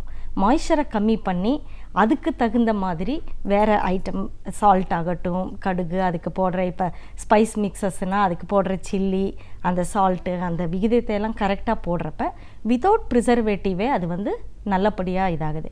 அதே மாதிரி இப்போ கேசரின்னு எடுத்துக்கிட்டால் நேச்சுரல் இன்க்ரீடியன்ட். நம்ம வீட்டில் வந்து நீங்கள் இப்போ கேசரி பண்ணுறப்ப எப்படி பண்ணுவீங்க? ரவா வாங்கிட்டு வந்து ரவா போடுவோம். அதுக்கு கலர் வேணும்னா என்ன பண்ணுவோம்? ஒரு கலரை எடுத்து எல்லோ கலர் வேணும்னா எல்லோ கலர், ஆரஞ்சு கலர் வேணும்னா ஆரஞ்சு கலருன்னு வீட்டில் போட்டுடுறோம் இல்லையா? ஆனால் வந்து நம்மளையே அறியாமல் அந்த எல்லோ கலர், ஆரஞ்சு கலர் எதில் இருந்து வந்தது, அது வந்து நேச்சுரல் கலர் இருக்காது. ஆனால் எங்கள் ப்ராடக்டில் வந்து நாங்கள் என்ன பண்ணுறோன்னா, இப்போ மஞ்சளில் வந்து குர்கிமின்னு எக்ஸ்ட்ராக்ட், மஞ்சள் எக்ஸ்ட்ராக்ட் இருக்குது. அந்த குர்கிமின்னு தான் நாங்கள் வந்து மஞ்சளாக யூஸ் பண்ணுறோம் ப்ராடக்டில். ஸோ அந்த குர்கிமின் வந்து நிறைய மருத்துவ குணங்கள் இருக்குது, அதில் மெடிசினல் ப்ராப்பர்ட்டிஸ் நிறையா இருக்குது. அதை நாங்கள் வந்து நல்லபடியாக நம்ம வந்து நேச்சுரல் கலரை யூஸ் பண்ணி, அதே மாதிரி இப்போ ஏலக்காய் போடுறப்ப ஏலக்காய் தோலை எடுக்காமல் அந்த தோலில் வந்து நிறைய மருத்துவ குணங்கள் இருக்குது. ஸோ அதை வந்து நம்ம நேச்சுரலாக இப்போ அதை எந்த லெவலில் பொடி பண்ணணுமோ அதை பண்ணி அதை ஆட் பண்ணுறப்ப வந்து அந்த ப்ராடக்டே வந்து நல்லபடியாக நம்ம உடம்புக்கு சேருது. ஸோ இந்த மாதிரி நம்ம பாரம்பரிய உணவு முறைகளையே இப்போ இட்லி, தோசாக்கு வந்து நம்ம என்ன பண்ணுறோம், வேறு இப்போ மாவே ரெடிமேட் மாவு கொண்டு வந்து நம்ம யூஸ் பண்ணலாம். பட் ரெடிமேட் மாவை வந்து யூஸ் பண்ணுறப்ப அது எந்த தண்ணியில் பண்ணியிருக்காங்க, அப்புறம் இப்போ நம்ம பண்ண கிரைண்டரவே கழுவாமல் பண்ணிக்கிட்டே இருந்தோம்னா அது ஒரு வாரம் 10 நாள் கூட அதுலேயே பண்ணுறப்ப பாக்டீரியல் ஆர்கானிசம், மைக்ரோ ஆர்கானிசம் வந்து நிறைய வளரும் அதில். அது வந்து நம்மளுக்கு தெரியாது அந்த பாக்டீரியாஸ். ஸோ அது வந்து நம்ம உடம்புக்கு போனதுக்கப்புறம் தான் நம்மளுக்கு வயிற்று வலி அது எதாவது வரப்போ தான் தெரியும். இது நாங்கள் என்னென்னா இந்த ப்ராடக்டை இந்த வித்தவுட் ப்ரிசர்வேட்டிவ் நேச்சுரலாக இதை வந்து பேக் பண்ணி நம்ம பண்ணுறப்ப அரை மணி நேரத்தில் நம்ம பண்ணிடலாம். இப்போ நம்ம வந்து ஃபர்மெண்ட் பண்ணி அந்த ஈஸ்ட்டு அப்படின்னு அதை வந்து ஃபர்மெண்ட் பண்ணி அதில் போடுறதுனால அரை மணி நேரத்தில் அது வந்து நம்ம தோசை மாவோ இட்லி மாவோ நம்ம வந்து ரெடி பண்ணிடலாம். ஸோ இது அரை மணி நேரத்தில் பண்ணுறதுனால எல்லாருக்குமே இது வந்து ஒன்று வந்து ரொம்ப ஹைஜீனாக நாங்கள் வந்து ஃபேக்ட்ரியில் ப்ரிப்பேர் பண்ணுறோம், உடுப்பி ருச்சின்னு. அப்புறம் அதை வந்து இந்த மாதிரி இந்த ப்ராசஸில் தான் எஸ்ஓபிஸ், ஸ்டாண்டர்ட் ஆப்ரேட்டிங் ப்ரொசீஜர் இருக்குது, அந்த எஸ்ஓபியில் தான் பண்ணுறதுனால ஆல் த நேச்சுரல் இன்க்ரீடியன்ஸு, அப்புறம் நாங்கள் பவுடர் கிரைண்டிங் கூட இப்போ நிறையா அடல்ட்ரேஷன் வெளியிலேருந்து வாங்கினா வரும். ஸோ நம்மளே நேச்சுரலாக அதை கொண்டு வந்து அந்த ப்ராடக்ட்ஸை அதை வந்து அந்த மாய்ஸ்சரை கம்மி பண்ணி நம்மளே உள்ளேயே வந்து கிரைண்டிங் பண்ணி அதை யூஸ் பண்ணுறப்ப வந்து நம்மளுக்கு அடல்ட்ரேஷனும் இருக்காது, நேச்சுரல் இன்க்ரீடியண்ட்டும் இருக்கும், நேச்சுரல் கலர்ஸ் இருக்கும். ஸோ அந்த ப்ராடக்ட்டுக்கு வந்து நேச்சுரலாக ஷெல்ஃப் லைஃப் வந்து வந்துடும். ஸோ நம்ம ஒரு அரை மணி நேரத்தில் நம்ம இட்லி பண்ணலாம். ஸோ இந்த மாதிரி நாங்கள் பண்ணி இப்போ நிறையா எக்ஸ்போர்ட்டு இது. ஸோ நம்மளோட பாரம்பரிய உணவு முறைகளை வந்து திரும்பி கொடுத்துட்ருக்கோம். கண்டிப்பாக மேடம். இப்போ இந்த ஒரு டெக்னாலஜி அடாப்ட் பண்ணியிருக்கீங்க, அந்த மாய்ஸ்சர்லாம் இல்லாமல் அந்த ட்ரை பேஸஸில் இருக்கும்போது அதோட ஷெல்ஃப் லைஃப் கூடும் அப்படின்றீங்க. இப்போ இதுலேயே வந்து நிறைய ப்ராடக்ட்ஸ் இருக்குது அப்படின்னும் போது இதோட வெரைட்டிஸ், இது கிளாஸிஃபிகேஷன்ஸ்லாம் நம்ம பற்றி விரிவாக பேசலாம் மேடம். இப்போது ஒன்று வந்து இந்த இட்லி தோசை இப்போ ரெடியாக நமக்கு தேவைப்படுது அப்படின்னா இந்த உப்மா ரவை தேவைப்படுது, மிக்ஸ் பார்க்குறோம், டிஃபன் வெரைட்டின்னு சொல்லியிருக்கோம். நீங்கள் இன்னொன்று வந்து இந்த பவுடர்ஸும் கலர்ஸையும் நேச்சுரல் அப்படின்னு சொல்லியிருக்கீங்க. பொதுவாக எந்த மாதிரியான ஒரு ப்ராடக்ட் எல்லாம் இப்போ வரைக்கும் நீங்கள் நடைமுறையில் கொடுத்துட்ருக்கீங்க அப்படிங்கிறத கிளாஸிஃபை பண்ணணும்னா என்னென்னலாம்னு சொல்லுவீங்க? அப்புறமா அந்த டீட்டெயில் பார்க்கலாம். இப்போ வந்து பிரேக்ஃபாஸ்ட்டுக்கு என்ன தேவையோ அந்த மாதிரி வெரைட்டிஸ் இருக்குது. லைக் ரவா இட்லி தோசை, ரவா தோசை, ராகி தோசை. ஸோ இந்த மாதிரி நவதானியங்களெல்லாம் இப்போ வந்து ஜாஸ்தி யூஸ் பண்ணுறதே இல்லை. ஸோ அந்த மாதிரி மல்டிக்ரெயின் தோசை, ஸோ அந்த மாதிரி பிரேக்ஃபாஸ்ட் வெரைட்டிஸ் அந்த மாதிரி இருக்குது. அதுக்கப்புறம் வந்து ஸ்வீட் வெரைட்டிஸ் லைக் கேசரி பாத்து, சேமியா கீரு, பாஸ்தா கீரு, ஸோ அந்த மாதிரி ஜாமுன் மிக்ஸு, பாதாம் ஹல்வா, ஸோ இந்த மாதிரி ஸ்வீட் வெரைட்டிஸு. அப்புறம் ஸ்பைஸ் மிக்சஸ்ஸு, ஸோ நம்மளுக்கு வந்து புளியோகரை மிக்ஸு, ரசம் பவுடரு, சாம்பார் பவுடரு, அப்புறம் சன்னா மசாலா, பிரியாணி மசாலா, அந்த மாதிரி எல்லா வகையான மசாலா ஐட்டம்ஸு. அப்புறம் வந்து இப்போத்த யங்கர் ஜென்ரேஷன்ஸுக்கு அவங்களுக்கு வந்து சூப் மிக்ஸு, அப்புறம் pasta, fruit juice. So fruit ஜூஸ்லேயும் ஃப்ரூட் பவுடர்ஸு. ஸோ இப்போ வந்து நம்ம நேச்சுரலாக அந்த ஜூஸ் இது பண்ணி அதிலருந்து பவுடர் ஸ்ப்ரே ட்ரைடுன்னு சொல்லுவாங்க. ஸோ அந்த டெக்னாலஜியில் பண்ண பவுடர்ஸ், அந்த ஃப்ரூட் பவுடர்ஸ் யூஸ் பண்ணி ஃப்ரூட் ஜூஸு. ஸோ அந்த மாதிரி யங்கர் ஜென்ரேஷன்ஸுக்கும், ஏன்னா அவங்களுக்கு வந்து இந்த பாஸ்தாலையும், ஏன்னா இது வந்து எக்ஸ்ட்ரூடட் இருக்குது, டீப் ஃப்ரைடு கிடையாது. ஸோ அவங்களுக்கு அதுலேயும் நிறையா பெனிஃபிட்ஸ் இருக்குது நம்ம கொடுக்குறப்ப. ஸோ அந்த மாதிரி யங்கர் ஜென்ரேஷன்ஸுக்கும் இருக்குது. அப்புறம் சர்டன் இன்னொரு செக்மெண்ட்டு, அதெல்லாம் வந்து நம்ம இந்த பிரேக்ஃபாஸ்ட் வெரைட்டிஸ், இந்த ஸ்வீட்ஸு, ஸ்பைஸ் மிக்சஸ் எல்லாம் உடுப்பிருச்சின்னு பண்ணுறோம். அப்புறம் இந்த யங்கர் ஜென்ரேஷன் வந்து நம்ம அட்ராக்ட் பண்ணணும். அதனால் டெம்டாஸ்ன்னு சொல்லி அவங்களுக்கு வந்து fruit juice, soup mix, pasta அந்த மாதிரி கொடுக்குறோம். அதே மாதிரி நியூட்ராமைன்னு ஹெல்த் சப்ளிமெண்ட். நம்மளுக்கு வந்து இப்போ எவ்வளோ தான் நம்ம வந்து ஃப்ரூட்ஸு, வெஜிடபிள்ஸ் வந்து பண்ணி நம்ம சாப்பிட்டாலும் வந்து இப்போத்த கிளைமேட்டிக் கண்டிஷனில் என்ன ஆகுதுன்னா நம்மளுக்கு அதுக்கு தேவையான நியூட்ரியன்ஸ் வந்து ஃபுல்லாக கிடைக்கிறது கிடையாது. ஸோ சர்டைன் டைம்ஸ் வந்து நம்ம அடிஷ்னலாக வந்து ஒவ்வொன்றும் நம்ம எடுத்துக்க வேண்டி இருக்கும். ஸோ அதுக்கு வந்து நம்ம ஹெல்த் சப்ளிமெண்ட்டுன்னு செப்பரேட்டாக லேடிஸுக்கு என்ன தேவையோ வித் ஹை ப்ரோட்டீன், அப்புறம் அவங்களுக்கு தேவையான விட்டமின்ஸு, மினரல்ஸு வித் நம்மளோட ஹர்ப்ஸ். ஸோ இப்போ வந்து அஸ்வகந்தா, சதாவாரி, துளசி, அந்த மாதிரி நிறைய ஹர்ப்ஸ் வந்து நம்ம இப்போ அதெல்லாம் யூஸ் பண்ணுறதே கிடையாது. ஸோ அந்த ஹர்பல் எக்ஸ்ட்ராக்ட் ஃபார்மில் வந்து நாங்கள் இதுக்கு சப்ளிமெண்ட்டுக்கு போடுறோம். ஸோ அது வந்து குழந்தைகளுக்கு தேவையானது, அப்புறம் லேடிஸுக்கு தேவையானது, அப்புறம் மென்னு. இப்போ நிறையா பேர் வந்து நம்ம வந்து மென்னுக்கு தேவையானது வந்து யாரும் இது பண்ணுறதில்ல. ஸோ மென்னுக்கு செப்பரேட்டாக ஹெல்த் சப்ளிமெண்ட்டு, அந்த மாதிரி டயபெட்டிக்கு. ஸோ அந்த மாதிரி நியூட்ராமைன் செக்மெண்ட்டில் செப்பரேட்டாக ப்ராடக்ட்ஸ், இந்த மாதிரி 3-4 டிஃப்ரெண்ட் செக்மெண்ட்டில் எங்களோட ப்ராடக்ட்ஸை நாங்கள் டெவலப் பண்ணிட்டு இருக்கோம். ஓகே, இப்போ நம்ம வந்து ஃபுட் ஐட்டம்ஸ் பார்ப்போம் மேடம். நீங்கள் சொன்னீங்க பிரேக்ஃபாஸ்ட் அப்படின்னா இப்போ ரெடி மிக்ஸ் நம்ம வாங்கி அப்படியே சாப்பிட்ற மாதிரி அப்படின்னு. இது எல்லாமே இப்போ கடையில் நிறைய ப்ராடக்ட்ஸ் வெளியில் பல பிராண்ட்ஸ் அவைலபிளாக இருக்கிறத பார்க்குறோம். சிலது வெட்டாகவே இருக்குது, சிலது பவுடர் ஃபார்மில் கொண்டு வந்தாங்க. அதுலேருந்து இந்த டெக்னாலஜி எங்கே வேறுபடுது மேடம்? இது வந்து எங்களோட டெக்னாலஜி என்னென்னா, இதை வந்து நாங்கள் பேசிக்காக தொடங்கினதே வந்து நம்மளோட பாரம்பரிய முறையில் வந்து நம்ம எப்படி பண்ணுறோம் அதை நாங்கள் அனாலிசிஸ் பண்ணது ஃபஸ்ட்டு. ஏன்னா நம்மளோட வீட்டில் வந்து நம்ம வடாகம் பண்ணுறப்ப என்ன பண்ணுவோம், வடாகம் அதையெல்லாம் வெட்டு பண்ணி தான் அதுக்கப்புறம் வந்து நம்ம அதை வந்து மாய்ஸ்சர் எடுத்து ட்ரை பண்ணி நம்ம பதப்படுத்தி வச்சுக்கிறோம். ஸோ அதே மாதிரி இந்த ப்ராடக்டை வந்து நம்ம எந்த அளவுக்கு அந்த மாய்ஸ்சர் கம்மி பண்ணணும், எந்த அளவில் வந்து போட்டுட்டு இருந்தாங்க, அப்புறம் வித்தவுட் அடல்ட்ரேஷன். அப்புறம் ஒன்று வந்து நாங்கள் அஃப்கோர்ஸ் நாங்கள் வந்து ப்ராடக்ட்டு வந்து இதை கமர்ஷியலாக கொண்டு வந்தாலும் நல்ல ப்ராடக்டை வந்து நம்ம மக்களுக்கு வந்து ரீச் பண்ணணும். ஏன்னா இப்போ நான் வீட்டில் வந்து நாங்களும் வெளியில், எப்படின்னா நான் வந்து ஃபேக்ட்ரி இது பார்த்துக்கிறனால நாங்களும் வெளியில் போகிறனால வீட்டில் வந்து நம்ம பண்ணுறதுக்கு வந்து எனக்கும் இந்த ப்ராடக்ட்ஸ் தேவை. ஸோ நம்ம எப்போ இந்த ப்ராடக்டை யூஸ் பண்ணுவோம், இந்த ப்ராடக்ட் ரொம்ப நல்லா இருந்தால் மாத்திரம்தான் நம்ம வீட்டில் யூஸ் பண்ண முடியும். ஸோ நம்மளுக்கு யூஸ் பண்ணுற மாதிரியே எல்லாருக்கும் யூஸ் பண்ணுற மாதிரி இருக்கணும். ஸோ அதனால் இந்த ப்ராடக்டை வந்து அந்த டெக்னாலஜியில் நம்ம எப்படி இதை கம்மி பண்ணி மைக்ரோ ஆர்கானிசம் வந்து அதை வாட்டர் லெவலு, ஈரப்பதமெல்லாம் கம்மி பண்ணி, அப்புறம் ஒவ்வொரு ப்ராடக்ட்டுக்கும் ஒவ்வொரு விகிதத்தில் வந்து அது வேலை பண்ணும். இப்போ ரவா தோசாலேயே வந்து நம்ம வந்து அந்த ரவாவை வந்து எந்த அளவு அந்த மாய்ஸ்சரை கம்மி பண்ணி, அதுக்கப்புறம் மீதி சால்ட்டு போடுறப்ப அதில் வந்து அந்த ஜீரா போடுறப்ப அது வந்து நம்ம அப்புறம் அதுக்கு வந்து நம்ம தண்ணி ஊற்றுறப்ப அது வந்து கரெக்டாக மாய்ஸ்சர். அதையே நம்ம மாய்ஸ்சர் கம்மி பண்ணாமல் நம்ம இன்னும் கொஞ்சம் ஓகே இது வந்து நம்மளுக்கு மாய்ஸ்சர் கம்மி பண்ணுறப்ப நமக்கு லாஸ் ஜாஸ்தி ஆகும். ஸோ ப்ராடக்ட் காஸ்ட் வந்து லாஸ் ஜாஸ்தி ஆகும். பட் இதே வந்து நம்ம அதை கம்மி பண்ணாமல் கொடுத்தோம்னா அதுக்கு ஷெல்ஃப் லைஃப்பும் இருக்காது, அந்த டேஸ்ட்டும் இருக்காது. அப்புறம் வந்து அதோட அந்த ஒரு பேசிக் அதோட குணம் இருக்காது அந்த ப்ராடக்டில். அதை வந்து நாங்கள் மேக்ஸிமம் பண்ணி கொடுக்குறோம். அப்புறம் அடல்ட்ரேஷன் வேறு அடிஷ்னல் அடிட்டிவ்ஸ் எல்லாம் ஜாஸ்தி போடாமல் நம்ம அப்படியே கொடுக்குறனால அது வந்து டெஃபினட்டாக ரொம்ப நல்லாயிருக்கும். இப்போ ஃபார் எக்ஸாம்பிள் எங்களோட சாம்பார் பவுடர், சாம்பார் பவுடர் வந்து ரொம்ப ஹியூஜ் ஹிட். ஓகே.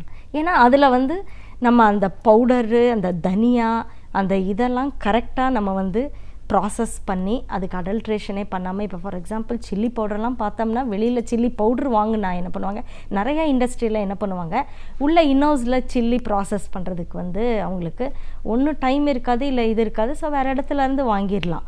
ஸோ அதை வாங்குறப்ப என்ன ஆகுது, அதில் அடல்ட்ரேஷன் நிறையா இருக்கும் சில்லி பவுடரு. அதில் வேறு சுடானு இல்லை வேறு ஏதாவது இது ஆட் பண்ணுவாங்க அந்த கலருக்கு. அப்புறம் வந்து அந்த காரத்துக்கு நிறையா பேர் ஒவ்வொரு இதில் வந்து டஸ்டெல்லாம் ஆட் பண்ணுறாங்க, நம்மளுக்கு அது தெரியவே தெரியாது. ஸோ அந்த மாதிரி நாங்கள் வாங்காமல் இன்னோஸ்லேயே நாங்கள் அந்த சில்லியை கூட ப்ராசஸ் பண்ணி அதை நேச்சுரலாக அந்த பவுடர் பண்ணுறப்ப வந்து வி ஆர் வெரி ஷியோர் நாங்கள் வந்து 100% நல்ல நேச்சுரல் ப்ராடக்ட்ஸ் கொடுக்குறோம். ஸோ இந்த இதில் வந்து நாங்கள் எதுவுமே வெளியிலேருந்து வாங்கிறது கிடையாது. ஸோ நேச்சுரலாக அந்த ஹோல் கிரெயின்ஸை வாங்கி நம்ம பண்ணுறதுனால வி ஆர் ஷியோர் நல்ல ப்ராடக்ட் நம்ம கொடுக்குறோம் அப்படின்னு. இப்போது கலர்ஸ் பற்றி சொல்லியிருந்தீங்க மேடம். இப்போது நேச்சுரல் கலர்ஸே வந்து நிறைய விதமான ஒரு உணவு பதார்த்தங்களுக்கு கலர்ஸ் தேவைப்படுது. காமனாக யூஸ் பண்ணுறதுன்னா ரெட் சொல்கிறோம், ஆரஞ்சு ரெட் சொல்கிறோம், எல்லோ அப்படின்னு. பட் நிறைய கலர்ஸ் இருக்குது. அந்த மாதிரியான கலர் வெரைட்டிஸும் உங்ககிட்டயும் இருக்கா உங்களோட ப்ராடக்ட்ஸ்லேயே? ஆமாம். இப்போ வந்து நம்மளுக்கு ஃபார் எக்ஸாம்பிள் உங்களுக்கு கேசரியில் சொன்னேன், நம்மளுக்கு எல்லோ கலர் வேணும்னா மஞ்சளோடது எக்ஸ்ட்ராக்ட் குர்கிமின் போடுறோம். அதே மாதிரி நம்மளுக்கு ரெட் கலர் வேணும்னா பீட்ரூட் எக்ஸ்ட்ராக்ட்ஸ் இருக்குது. ஸோ அந்த பீட்ரூட் எக்ஸ்ட்ராக்ட்ஸ் வந்து டிஃப்ரெண்ட் ஷேட்ஸில் நம்மளுக்கு எது தேவையோ அந்த பீட்ரூட் எக்ஸ்ட்ராக்ட்ஸை வந்து நம்ம வந்து யூஸ் பண்ணுறோம் ரெட் கலர்னால். இல்லை ஆரஞ்சு கலர் வேணும்னா அனாட்டோன்னு இருக்குது நேச்சுரல் இது, அதை யூஸ் பண்ணுறோம். ப்ரௌன் கலர் வேணும்னா கேரமல். ஸோ அது கேரமல் வந்து சுகர்லேருந்து பண்ணுறது. ஸோ அந்த மாதிரி எந்த கலருக்கு எப்படி தேவைனாலும் இதை வந்து நம்ம அந்தந்த கலருக்கு எது தேவையோ அதை ப்ராசஸ் பண்ணி அதுக்கு வந்து நாங்கள் யூஸ் பண்ணுறோம் நேச்சுரல் கலர்ஸ். ஓகே. இப்போது நம்ம ஒன்று வந்து ட்ரையாக இந்த பவுடர் பார்த்துருக்கோம் மேடம். நிறைய ஷாப்ஸ்லலாம் நம்மளுக்கு வந்து வெட் மிக்சஸ்லாமும் கிடைக்குது.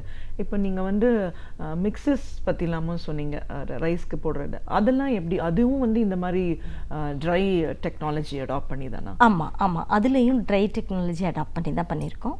ஏன்னா இந்த இட்லி மிக்ஸுன்னா அதில் வந்து உரது அந்த ரைஸு அதையெல்லாம் அந்த லெவலுக்கு கம்மி பண்ணி அந்த ப்ராசஸ் பண்ணி நம்ம வந்து அந்த நேச்சுரல் எக்ஸ்ட்ராக்ட் வந்து ஸ்டார்ச்லேருந்து நாங்கள் ஃபர்மெண்ட் பண்ணி எடுத்துருக்கிறது, அதை போட்டு நம்ம பண்ணுறோம். இப்போ வெட்டு நம்ம வாங்குறப்ப என்ன ஆகுதுன்னா அந்த வெட்டு மாவு வந்து எந்த தண்ணியில் ஃபஸ்ட்டு பண்ணியிருப்பாங்கன்னு நம்மளுக்கு தெரியாது. அப்புறம் பண்ண டெக்னாலஜி வந்து கண்டினியூஸாக நம்ம வெட்டு பண்ணுறப்ப வந்து ரொம்ப பாக்டீரியல் மைக்ரோ ஆர்கானிசம் க்ரோத் வந்து நிறையா இருக்கும். ஸோ அந்த சான்சஸ் இருக்குது. அது மாத்திரம் இல்லை, நம்ம வந்து அவங்க பண்ண இடத்துல வந்து ஹைஜீனாக பண்ணியிருந்தாலும் டிரான்ஸ்போர்ட்டேஷனில் வந்து அது வந்து கோல்டு செயின்லேயே வரணும். ஏன்னா இப்போ நம்ம மாவு பண்ணி வச்சுட்டு அது ஃபர்மெண்ட் ஆனதுக்கப்புறம் அதை கொடுக்குறப்ப நம்ம அது பேக் பண்ணதுக்கப்புறம் அது வந்து அந்த கோல்டு செயின்லேயே வரணும். அப்புறம் எந்த மாதிரி இடத்துல வந்து அந்த கோல்டு செயின் வைக்கிறப்ப கிராஸ் கண்டாமினேஷன்ஸ் வந்து நிறையா இது நிறையா இருக்குது. ஸோ அந்த மாதிரியெல்லாம் ஆகாமல் நம்ம இந்த மாதிரி ரெடி டு குக் மிக்ஸை வந்து இந்த மாதிரி கம்மி பண்ணி கொடுக்குறப்ப வந்து there is a risk of cross contamination is very very low. Okay. அப்புறம் நம்ம இமீடியட்டாக நம்மளுக்கு அரை மணி நேரத்துக்கு நம்மளுக்கு வேணும்னா 2 தோசை வேணும்னா நம்ம 2 தோசைக்கு மாத்திரம் கலந்து நம்ம தோசை பண்ணிக்கலாம். 2 இட்லி வேணும்னா அவ்வளோக்கு மாத்திரம் நம்ம மாவு கலந்து பண்ணிக்கலாம். உப்புமா வேணுமா எனக்கு ஒருத்தருக்கு மாத்திரம் போதும்னா 50 கிராம் எடுத்து பண்ணிக்கலாம். கேசரி ஈவன் பன்னீர் பட்டர் மசாலா ஆகட்டும், கோகோனட் சட்னி மிக்ஸு எனக்கு 2 பேருக்கு மாத்திரம் தேவைன்னா 2 பேருக்கு மாத்திரம் அந்த சட்னி மிக்ஸ் எடுத்து பண்ணிக்கிட்டால் போதும். ஸோ அதனால் நம்மளுக்கு வந்து வாங்குகிற பொருளையும் நம்ம ரொம்ப நாள் யூஸ் பண்ணிக்கலாம். இமீடியட்டாக யூஸ் பண்ணணும்னு இல்லை. இப்போ மாவு கொண்டு வந்தோம்னா அன்னைக்கே யூஸ் பண்ணி ஆகணும். அது இல்லை ஃப்ரிட்ஜில் வச்சோம்னா மறுநாளைக்குள்ளே யூஸ் பண்ணி ஆகணும்.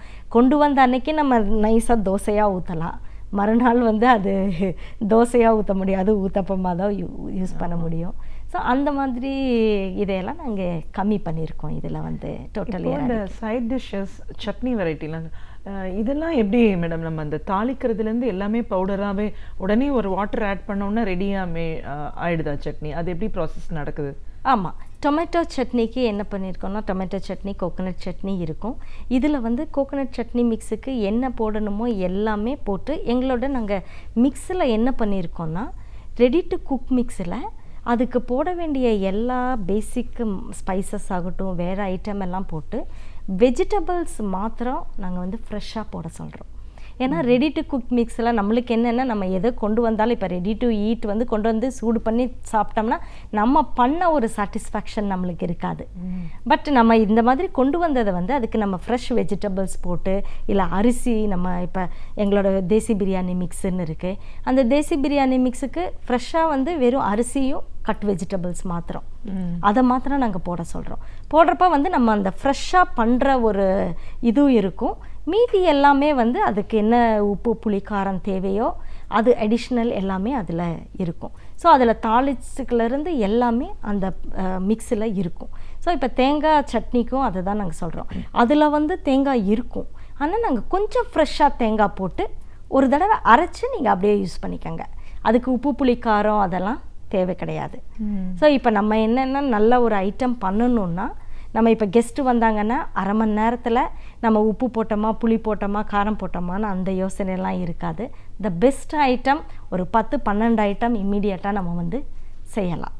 ஸோ அந்த மாதிரி ஒரு இதில் தான் நாங்கள் இந்த ப்ராடக்ட்ஸை கொண்டு வந்திருக்கோம். ஓகே, ஒரு ப்ராடக்ட் நம்ம மார்க்கெட் பண்ணும்போது அதில் நிறைய ஃபார்மாலிட்டிஸ் இருக்கும். இதெல்லாம் வந்து அந்த கண்ட்ரோலில் இருக்கா? அதுவும் ஃபுட் அப்படின்னு வரும்போது நிறைய அப்ரூவல்ஸ் சாங்ஷனிங்லாம் இருக்கு. ஆமாம், இதை எந்த அளவுக்கு நீங்கள் உறுதி பண்ணுறீங்க மேடம்? ஆமாம், இப்போ நம்ம இந்தியாவில் வந்து FSSAIன்னு இருக்குது. ஸோ ஃபுட் சேஃப்டி அண்ட் இது அத்தாரிட்டி ஆஃப் இந்தியான்னு இருக்குது. ஸோ அவங்களோட சர்டிஃபிகேட் எங்களுக்கு இருக்குது. அப்புறம் எல்லா ப்ராடக்ட்ஸுமே அண்டர் ப்ரொப்ரைட்ரி ஃபுட் எங்களோடது. ப்ரொப்ரைட்ரி ஃபுட்டுன்னா அவங்க FSSAI வந்து எங்களோட இன்க்ரீடியன்ஸு என்ன பர்சன்டேஜில் எப்படி பண்ணுறோம் எல்லாமே நாங்கள் கொடுத்து அதை வந்து அப்ரூவல் வாங்கியிருப்போம். ஸோ எங்களோடது எல்லாமே அண்டர் ப்ரொப்ரைட்ரி ஃபுட்டில் அத்தாரிட்டியோட அப்ரூவல் இருக்குது, ஃபுட் சேஃப்டி ஸ்டாண்டர்ட்ஸ். அப்புறம் வந்து நம்ம வந்து ஹேசப்னு இருக்குது, ISO 22000ன்னு. ஸோ அதை வந்து நாங்கள் அடாப்ட் பண்ணியிருக்கோம் சிஸ்டம்ஸ் ஃபுட் சேஃப்டிக்காக. ஸோ அது வந்து அவங்களோட ப்ரொசீஜர்ஸ் நம்மளோடது இருக்குது. So from the raw material நம்ம வந்து ரா மெட்டீரியல் நம்மளுக்கு வரப்பவே வந்து அங்கேருந்தே இன்ஸ்பெக்ஷன் தொடங்கும். எங்களுக்கு vehicle inspection of the raw material. அங்கேயே வந்து கண்டாமினேஷன் இருந்ததுன்னா ரிஜெக்ட் பண்ணிடுவோம். ஸோ அங்கே கண்டாமினேஷன் இல்லாமல் எங்களுக்கு இப்படி இருக்கணும்னு செக்லிஸ்ட் இருக்குது. ஸோ அது பார்த்து குவாலிட்டி கண்ட்ரோலில் அப்ரூவ் பண்ணதுக்கப்புறம் தான் இறங்கும், வேர்ஹவுஸுக்கே இறங்கும் அந்த ஐட்டம். இறங்குனதுக்கப்புறம் அவங்களது வந்து குவாலிட்டி டெஸ்டெல்லாம் இருக்குது. So each raw materials different test இருக்குது. அந்த பெராமீட்டர்ஸுக்கு அது பாஸ் ஆனதுக்கப்புறம் QC வந்து அப்ரூவல் கொடுப்பாங்க. ஸோ அந்த QC அப்ரூவல் கொடுத்ததுக்கப்புறம் தான் அது வந்து ப்ரொடக்ஷன் பேட்சுக்கு சப்ளை ஆகும் ஸ்டோர்ஸில் இருந்து. ஸோ ப்ரொடக்ஷன் ஆனதுக்கப்புறமும் என்ன ஆகும்னா எங்களது சென்சரின்னு இருக்குது ஒன்று, that is very important. So அந்த சென்சரி அப்போவே எல்லா பேட்சஸுமே அப்போவே ப்ரிப்பேர் பண்ணி சென்சரி போர்டு இருக்குது, 7 பேர் இருக்காங்க. அந்த போர்டு வந்து அப்ரூவ் பண்ணணும். அந்த ப்ராடக்ட் அப்ரூவ் பண்ணதுக்கு அப்புறம் தான் அது வந்து பேக்கிங் போகுது. ஸோ பேக்கிங் போய் ஃபைனல் FGA ஃபினிஷ்டு குட்ஸாக ஆனதுக்கப்புறம் QC அப்ரூவல் ஆகும். அதுக்கப்புறம் தான் டெஸ்பாச்சுக்கு போகும். ஸோ இந்த ப்ரொசீஜர் வந்து நாங்கள் ஃபாலோ பண்ணணும். அப்புறம் எதுவுமே என்னென்னா நாங்கள் நம்ம நல்ல மனசோட பண்ணணும். என்ன தான் ஃபுட்டு ப்ராடக்ட் எப்படி தான் பண்ணாலும் நம்மளோட மனசு ரொம்ப நல்லா இருக்கணும். அந்த பாசிட்டிவாக அதை பண்ணுறப்ப தான் அது வந்து அந்த ஃபுட் ப்ராடக்ட்டுக்கு வந்து போகும். இதுக்கு என்னென்ன ஃபார் எக்ஸாம்பிள் ஒரு ரியல் ஸ்டோரி இருக்குது. மும்பையில் வந்து ஒரு லேடி இருந்தாங்க, ஏஜ்டு. அவங்க வந்து வெல் டு டூ ஃபேமிலி. அவங்க வந்து பிரம்மகுமாரி ஆசிரமக்கு போயிட்டு இருந்தாங்க. ஸோ அங்கே வந்து அவங்க ஒரு நாள் வந்து குருஜிக்கிட்ட போய் எனக்கு ஒரு 3-4 நாளாக ஒரு மாதிரி கனவு வருது, ரிப்பீட்டட் கனவு வருது அப்படின்னவங்க. ஸோ ஏன் என்ன கனவு அப்படின்னா டெய்லி வந்து ஒரு 3000 வாடகையில் வந்து ஒரு வீடு வந்து எனக்கு கிடைக்கணும்னு போய் தேடுற மாதிரி எனக்கு கனவு. பட் எனக்கு வந்து அந்த மாதிரி தேவையே இல்லை, because she was very well off. எனக்கு அது தேவையே கிடையாது அப்படின்னு. அப்படியா, சரி உங்கள் வீட்டில் யார் உங்களுக்கு வந்து சமைக்கிறாங்க இது பண்ணுறாங்க? ஆமாம், எனக்கு வந்து எல்லாம் சர்வ் பண்ணுறது வந்து ஒரு லேடி இருக்காங்க அப்படின்னா அவங்கள்ட்ட போய் கேளுங்க அப்படின்னு. ஸோ அவங்க வீட்டுக்கு வந்து கேட்குறாங்க, உனக்கு ஏதாவது ப்ராப்ளம் இருக்கா அப்படின்னு. லேடி சொல்கிறாங்க, இல்லை நீங்கள் என்னை நல்லா கவனிச்சுக்கிறீங்க, எனக்கு ஒன்றுமே ப்ராப்ளம் கிடையாதுன்னு. நெக்ஸ்ட் டே திரும்பியும் அவர் குருஜி கிட்ட போய் கேட்குறப்ப, உங்களுக்கு அந்த லேடியே தான் சமைக்கிறாங்களா? இல்லை, சமைக்கிறவர் வேறு அப்படின்னா அவர்கிட்ட கேளுங்க அப்படின்னு. ஸோ சமைக்கிறவர்கிட்ட போய் கேட்குறப்ப சமைக்கிறவர் கேட்குறாங்க, உனக்கு ஏதாவது ப்ராப்ளம் இருக்கா? ஐயோ மேடம் ஏன் கேட்குறீங்க, நான் ஒரு வாரமாக வீடை தேடிட்டுருக்கேன், இந்த வீடு காலி பண்ணுன்னு ஓனர் சொல்லிகிட்டு இருக்காரு, எனக்கு ஒரு 2000-3000க்குள்ளே வீடு கிடச்சா போதும்னு நான் டெய்லி தேடிட்டுருக்கேன்னு. ஸோ குருஜி சொல்கிறாரு, அவன் அந்த மைண்டிலேயே சமைச்சு உனக்கு போடுறதுனால தான் அதோட எஃபெக்ட் வந்து உங்களுக்கு இதாகுதுன்னு. ஸோ இந்த மாதிரி நம்ம எந்த மனசோட பண்ணுறோமோ அது வந்து அந்த ஃபுட்டில் போகுது. ஸோ அதனால தான் நாங்கள் என்ன பண்ணுறோம், காலையில் ஃபஸ்ட்டு வந்ததுமே எங்கள் எல்லா ஒர்க்கர்ஸும் வந்து அவங்க ஒரு ஓத்து எடுத்துக்குவாங்க ஃபஸ்ட்டு. ஏன்னா ஒவ்வொருத்தரும் ஒவ்வொரு டிஃப்ரெண்ட் பேக்ரவுண்டில் வராங்க. ஸோ அவங்க மைண்டை வந்து ஒருமுகப்படுத்தி நான் இன்றைக்கி என்ன ப்ராடக்ட் நான் ப்ரிப்பேர் பண்ணுறனோ அது வந்து நல்ல விதமாக நான் ப்ரிப்பேர் பண்ணி அது நல்ல விதமாக என்னை ஃபைனல் கன்சியூமருக்கு போகணும். ஸோ அதை வந்து ஒரு கடவுள்கிட்ட பிரார்த்தனை பண்ணி அதுக்கப்புறம் அதை ஒரு ஓத்து எடுத்துக்கிட்டு அவங்க வந்து அப்புறம் ஹைஜீனாக இதை நான் ப்ரிப்பேர் பண்ணுவேன். ஏன்னா நாங்கள் வந்து எவ்ரி வீக் அந்த ஹைஜீன் ட்ரைனிங் கொடுப்போம் எல்லாருக்குமே, அந்த ஃபுட் ப்ரிப்பரேட்டர்ஸ்க்கு, ஃபுட் ஹேண்டில் பண்ணுறவங்களுக்கெல்லாம். ஸோ அவங்க அந்த ஒரு ஓத்து எடுத்துக்கிட்டு அவங்க பண்ணுறனால டெஃபினட்டாக அந்த ப்ராடக்ட்டுக்கு வந்து ஒரு நல்ல ஃபைனல் ப்ராடக்டாக வரும். சாப்பிட்ற நம்மளுக்கும் வந்து அந்த திருப்தி அந்த இது கொடுக்கும். நிச்சயமாக மேடம். உணவு பதப்படுத்தும் தொழில் வல்லுநர் அப்படிங்கிற முறையில் உணவு பதப்படுத்துதல் அப்படின்ற இந்த இண்டஸ்ட்ரி, இந்த டெக்னாலஜி எப்படி இருக்குது, அதை நீங்கள் எப்படி அடாப்ட் பண்ணியிருக்கீங்க, நம்மளோட மக்களோட தேவைகள் எவ்வளோ தூரம் இருக்கும், அதுக்கு சர்வீஸ் பண்ணுற அளவுக்கு பாரம்பரியமான உணவு வகைகளை நம்ம எப்படி கொண்டு போகலாம், அதையும் பதப்படுத்துதல் முறையில் நம்ம எப்படி கொண்டு போக முடியும், எத்தனை வகைகள் இருக்குது அது இன்னும் தெரியாமலே நிறைய பேர் இருக்காங்க. இப்போ இந்த ஃபாஸ்ட் ஃபுட் வேர்ல்டில் போனதுனால பாரம்பரிய உணவு வகையிலேருந்து நம்ம ரொம்ப தூரம் போயிட்டோம் தான் சொன்னோம். ஆனால் அதுவும் கஷ்டன்றது ஒரு காரணம் தான். நம்ம சிரமப்பட முடியல, அதுக்காக மெனக்கெட முடியல, ஈஸியாக கிடைக்கட்டும் அப்படின்ற ஒரு நினைப்பினால தான் நம்ம இதை விட்டு போகிறோம். ஆனால் அதெல்லாம் இல்லை, இந்த மாதிரியான உணவு வகைகளும் எளிமையாக சீக்கிரமாக கிடைக்கிறதுக்கான ஒரு வாய்ப்பு இருக்குது. அது நீங்கள் எப்படி செஞ்சிட்ருக்கீங்கன்னு உங்களோட அனுபவங்கள் சார்ந்த பல விஷயங்களை எங்களோட நீங்கள் முழுமையாக பகிர்ந்ததுக்கு நன்றி. நன்றி. நமக்கு தேவையான பல அரிய தகவல்களை அழகிய தமிழில் தொகுத்து இனிமையாக வழங்க வந்திருக்கிறார் பேராசிரியர் சுபவீர பாண்டியன் அவர்கள். நிகழ்ச்சியில் அடுத்த பகுதியாக வரவிருப்பது ஒன்றே சொல் நன்றே சொல்.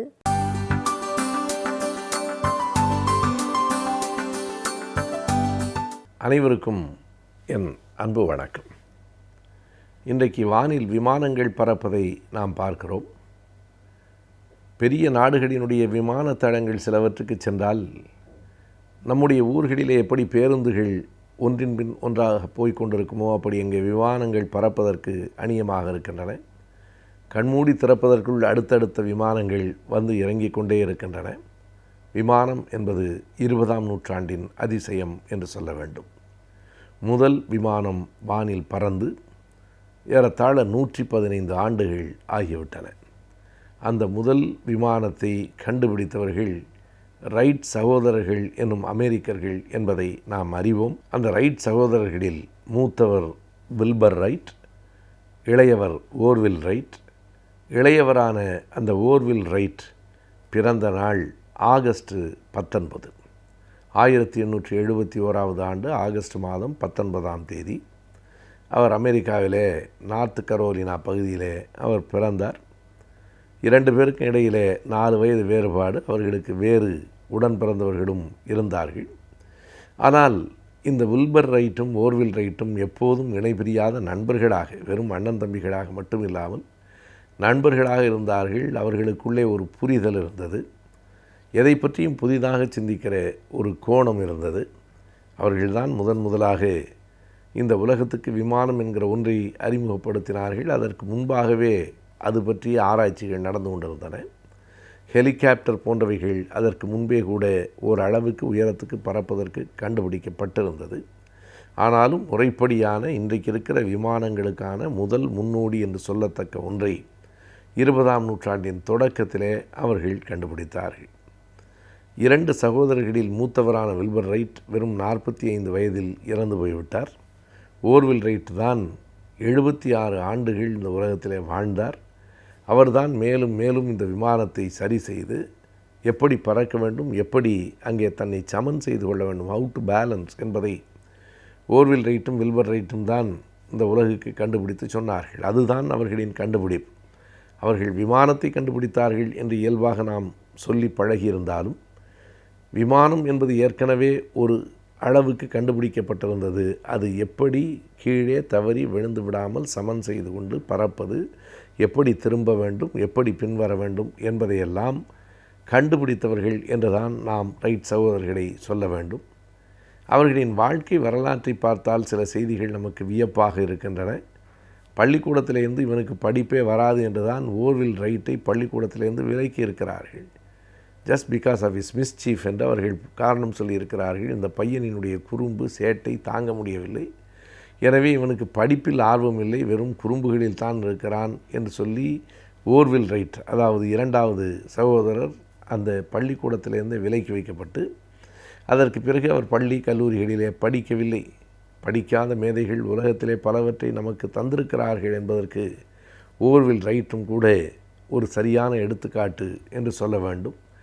பெரும்பான்மையாக குறும்பாக இருக்கிற பிள்ளைகளை நாம் சமாளிப்பது கடினம். ஆனால் குறும்பாக இருக்கிற பிள்ளைகள் தான் புத்திசாலிகளாக இருப்பார்கள்.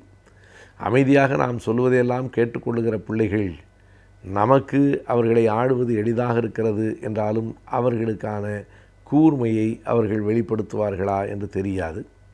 அறிவு கூர்மை உடையவர்களாக இந்த குறும்பு செய்கிற பிள்ளைகள் இருப்பார்கள். அப்படிப்பட்ட ஒருவர் தான் இந்த ஓர்வில் ரைட். அவரை பள்ளிக்கூடத்தை விட்டு விலக்கி விட்டார்கள்.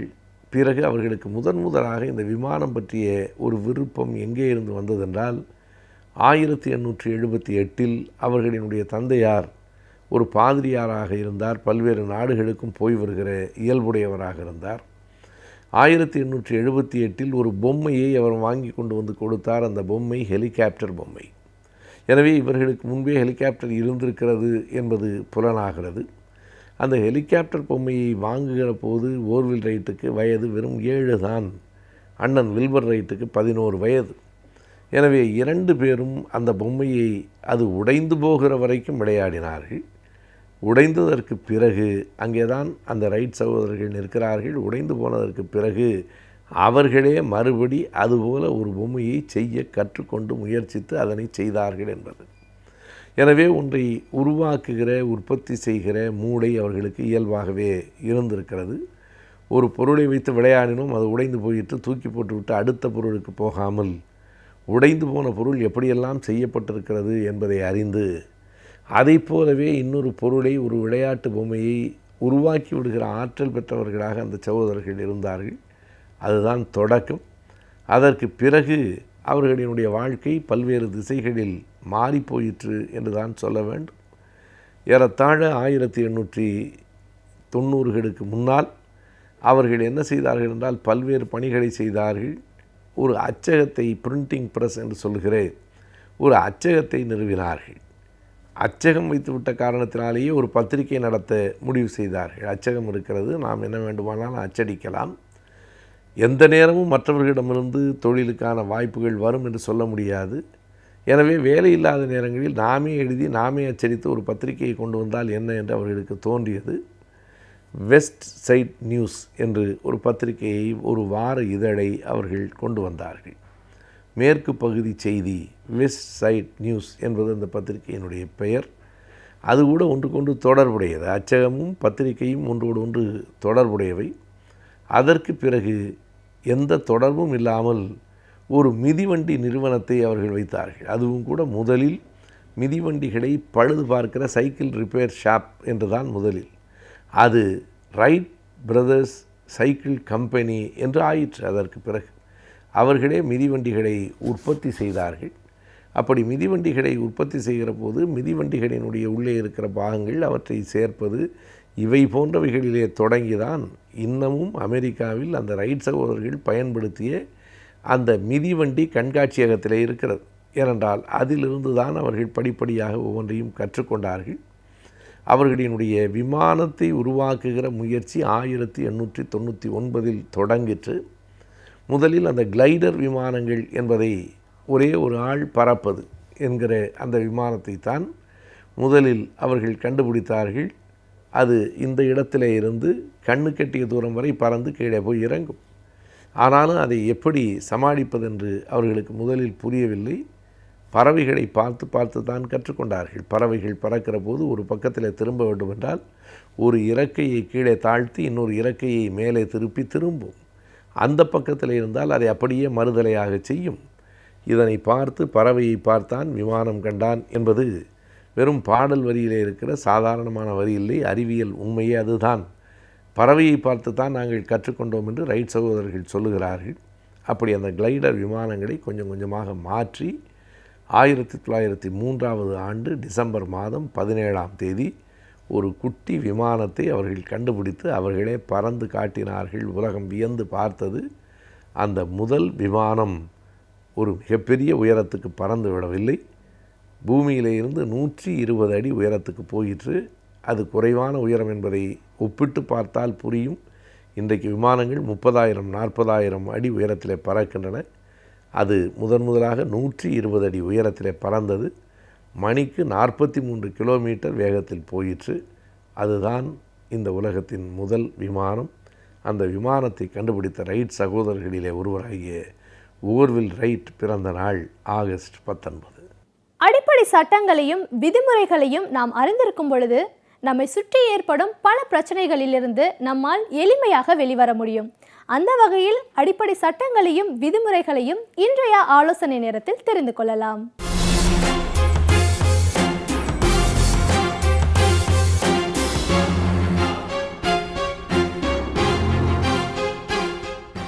இன்றைய ஆலோசனை நேரத்தில் நாம் பார்க்குற விஷயம், பணியிடங்களில் பாலியல் வன்முறையிலிருந்து பெண்களை பாதுகாப்புற எப்படி அப்படிங்கிற ஒரு அடிப்படை விஷயத்தை பேச போகிறோம்.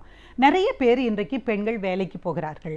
வேலைக்கு போகிற பெண்கள் நம்ம பஸ்ஸில் போகும்போது பிரச்சனைன்னு சொல்கிறோம், வீட்டில் பிரச்சனைன்னு சொல்கிறோம். அடுத்த கட்டமாக வேலைக்கு போகிற இடத்துல பிரச்சனைகள் வருகிற பொழுது எப்படி சமாளிப்பது, குறிப்பாக பாலியல் ரீதியான தொந்தரவுகள் வருகிற பொழுது நம்ம என்ன செய்ய போகிறோம் அப்படிங்கிறத தான் இன்றைக்கி பார்க்க போகிறோம்.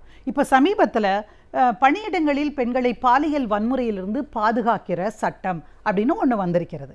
அப்போ இந்த சட்டத்தின் அடிப்படையில் பாலியல் வன்முறை அப்படின்னு சொன்னால் என்ன அப்படின்னு சொல்லி ஒரு அடிப்படையான விஷயம். எது பாலியல் வன்முறை?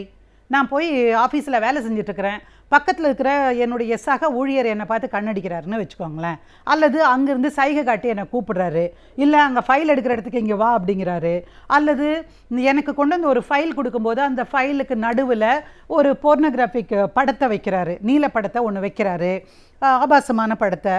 அல்லது நான் போய் மேனேஜர்கிட்ட பேச போகிறேன், அவர் என்கிட்ட ஒரு ஜொல்லு விடுறாரு அப்படிங்கிற மாதிரியான விஷயங்கள் நடக்குதுன்னு வச்சுக்கோங்க.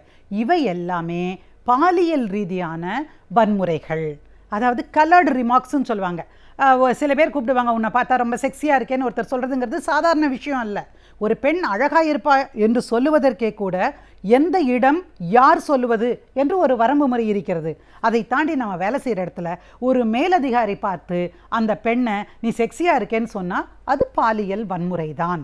அப்போ இந்த பாலியல் வன்முறை குறித்தான புகாரை நாம் யார் யார் கொடுக்க முடியும், யார் யார் இந்த சட்டத்தின் கீழே புகார் கொடுப்பதற்கு உரிமை பெற்றவர்களாக ஆகிறார்கள் அப்படின்னு நீங்கள் பார்த்தீங்கன்னா, நீங்கள் ஒரு வங்கியில் வேலை செய்கிறவங்களுக்கு மட்டும்தான் இந்த உரிமையா, அல்லது டெலிஃபோன்ஸில் வேலை செய்கிறவங்களுக்கு மட்டும்தான் உரிமையா, அல்லது கவர்மெண்ட் ஆஃபீஸில் வேலை செய்கிறவங்களுக்கு மட்டும்தான் உரிமையான்னு கேட்டிங்கன்னா அப்படி கிடையாது. ஆர்கனைஸ்டு செக்டார், அமைப்பு சார்ந்த தொழிலில், வங்கி போன்ற அமைப்பு சார்ந்த தொழிலில் இருக்கிறவங்களுக்கும் சரி, அமைப்பு சாராத தொழிலில் இருக்கிறவங்களுக்கும் சரி, எங்கே அதிகபட்சமான எண்ணிக்கையில் பெண்கள் வேலை செய்கிறார்களோ அவர்களுக்கு கட்டாயம் இந்த பாதுகாப்பு இருக்கிறது. அப்போது ஒரு இண்டஸ்ட்ரியில் போய் வேலை செய்கிறவங்க, நிறைய பெண்கள் வேலை செய்யக்கூடிய இடத்துல இருக்கிறவங்களுக்கு தான் இந்த உரிமையான்னு கேட்டால் கிடையாது. சாதாரண நிலையில் இருந்து வேலை செய்கிறவர்கள், ஒரு பீடி சுற்றுகிற தொழிலாளியாக இருக்கலாம், அல்லது கயிறு திரிக்கிற தொழிலில் ஈடுபட்டிருக்கலாம், அல்லது பனியன் பின்னுகிற, அந்த இழை பின்னுகிற, அல்லது துண்டுகளை முடிச்சு போடுகிற எந்த வேலையாக வேணால் இருக்கலாம், எல்லாருக்கும் உண்டு. இவங்க யார்கிட்ட புகார் கொடுக்க முடியும் அப்படிங்கிறது அடுத்த ஸ்டெப்பு. அப்போ அந்த ஸ்டெப்பு என்னன்னு கேட்டிங்கன்னா, யார்கிட்ட புகார் கொடுப்பீங்க? வங்கி அதிகாரியாக இருந்தாங்கன்னா அங்கே இருக்கக்கூடிய ஹையஸ்ட் அஃபீஷியல்கிட்ட, அந்த மேனேஜர்கிட்ட கொடுக்கலாம், அதற்கு மேலே இருக்கிற அதிகாரிகிட்ட நீங்கள் புகார் கொடுக்கலாம். அதே ஒரு பீடி சுத்துற தொழிலாளியோ அல்லது வேறொருவரோ எங்கே செய்ய முடியும்? அவங்களுக்கு ஒவ்வொரு இடத்துலையும் லோக்கல் கம்ப்ளைண்ட்ஸ் கமிட்டி அப்படிங்கிற அமைப்பை ஒவ்வொரு மாவட்டத்திலையும் அரசு உருவாக்கி இருக்கிறது. அந்த கமிட்டியில் நீங்கள் வந்து சென்று புகாரை கொடுக்க முடியும். நீங்கள் கலெக்டர் ஆஃபீஸில் போய் கேட்டிங்கன்னு வச்சுக்கோங்களேன், லோக்கல் கமிட்டியில் யார் யார் இருக்காங்க, எப்படி புகார் கொடுப்பது அப்படிங்கிற விஷயங்களை உங்களுக்கு சொல்லுவாங்க. இது அமைப்பு சாராத தொழில் இருக்கிற பெண்களுக்கு. சரி, அமைப்பு சார்ந்த தொழிலாளர் பெண்களுக்கு என்ன? அவர்களுக்கு புகார் கமிட்டியை அந்தந்த இடத்திலேயே அமைக்க வேண்டும், அந்தந்த அலுவலகங்களிலேயே அமைக்க வேண்டும். ஒரு பெரிய கம்பெனி, ஒரு உதாரணத்துக்கு இன்ஃபோசிஸ்ன்னு எடுத்துக்கோங்க, அவங்க 10 இடத்துல கம்பெனி வச்சுருக்காங்கன்னா 10 இடத்துல இருக்கக்கூடிய பிரான்ச்சஸ்லேயும் புகார் கமிட்டியை வைக்கணும். இன்டர்னல் கம்ப்ளைண்ட்ஸ் கமிட்டி என்று அதற்கு சொல்லுவார்கள். அந்த கமிட்டியில் யார் யார் உறுப்பினராக இருக்கலான்னு பாருங்கள். நிச்சயமாக பெண்கள் மெஜாரிட்டியாக இருக்கணும். ஒரு சீனியர் தொழிலாளி வந்து அதில் கட்டாயமாக இருக்கணும். ஒரு நான் கவர்மெண்டல் ஆர்கனைசேஷனை சார்ந்தவங்க, அரசு சாரா ஒரு நிறுவனத்தை சார்ந்த ஒருவர் அங்கே இருக்க வேண்டும். ஆக பெண்கள் அதிக எண்ணிக்கையில் இருக்கக்கூடிய ஒரு 4 பேர் கொண்ட ஒரு கமிட்டியை அங்கே அமைக்கணும். கமிட்டி அமைச்சிட்டு அவர் பாட்டுக்கு தன்னோட ஃபைல் எழுதி மேனேஜர் வச்சா போதுமா? கிடையாது. அது எல்லோரும் பார்க்கிற இடத்துல ஒரு இந்த மாதிரி நாங்கள் கமிட்டி அமைச்சிருக்கிறோம், இன்னொரு மெம்பர், பாலியல் வன்முறை என்பது இங்கே தடை செய்யப்பட்டிருக்கிறது இந்த அலுவலகத்தில், அப்படி செய்தால் நடவடிக்கை மேற்கொள்ளப்படும், இந்த புகார் கமிட்டியிடம் நீங்கள் புகார் கொடுக்கலாம் அப்படின்னு எழுதி வைக்கணும். மக்களுக்கு தெரியணும், சர்க்குலர் அனுப்பணும், மெயில் அனுப்பணும்.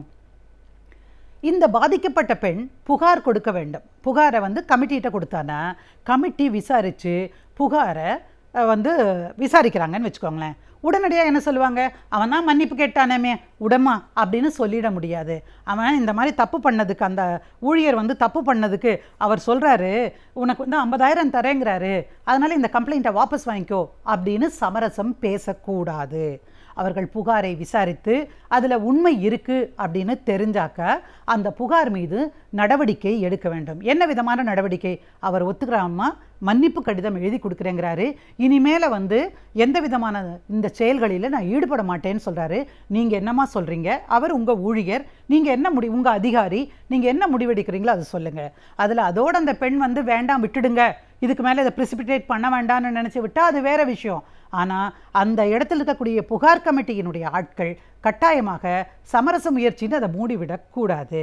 அதில் வந்து அவர் சொல்லலாம், நீங்கள் வந்து ஏதாவது காம்பன்சேஷன் வேணும்னு நினைக்கிறீங்களாம்மா இந்த கம்ப்ளைண்ட்டை க்ளோஸ் பண்ணும்போது அப்படின்னு சொன்னால், ஆமாம் என்னுடைய மன உளைச்சலுக்கு, நான் இவ்வளோ கஷ்டப்பட்டதுக்கு, அவமானப்பட்டதுக்கு எனக்கு ஒரு காம்பன்சேஷன் கொடுக்கணும் அப்படின்னு சொல்லி அவங்க கேட்கலாம்.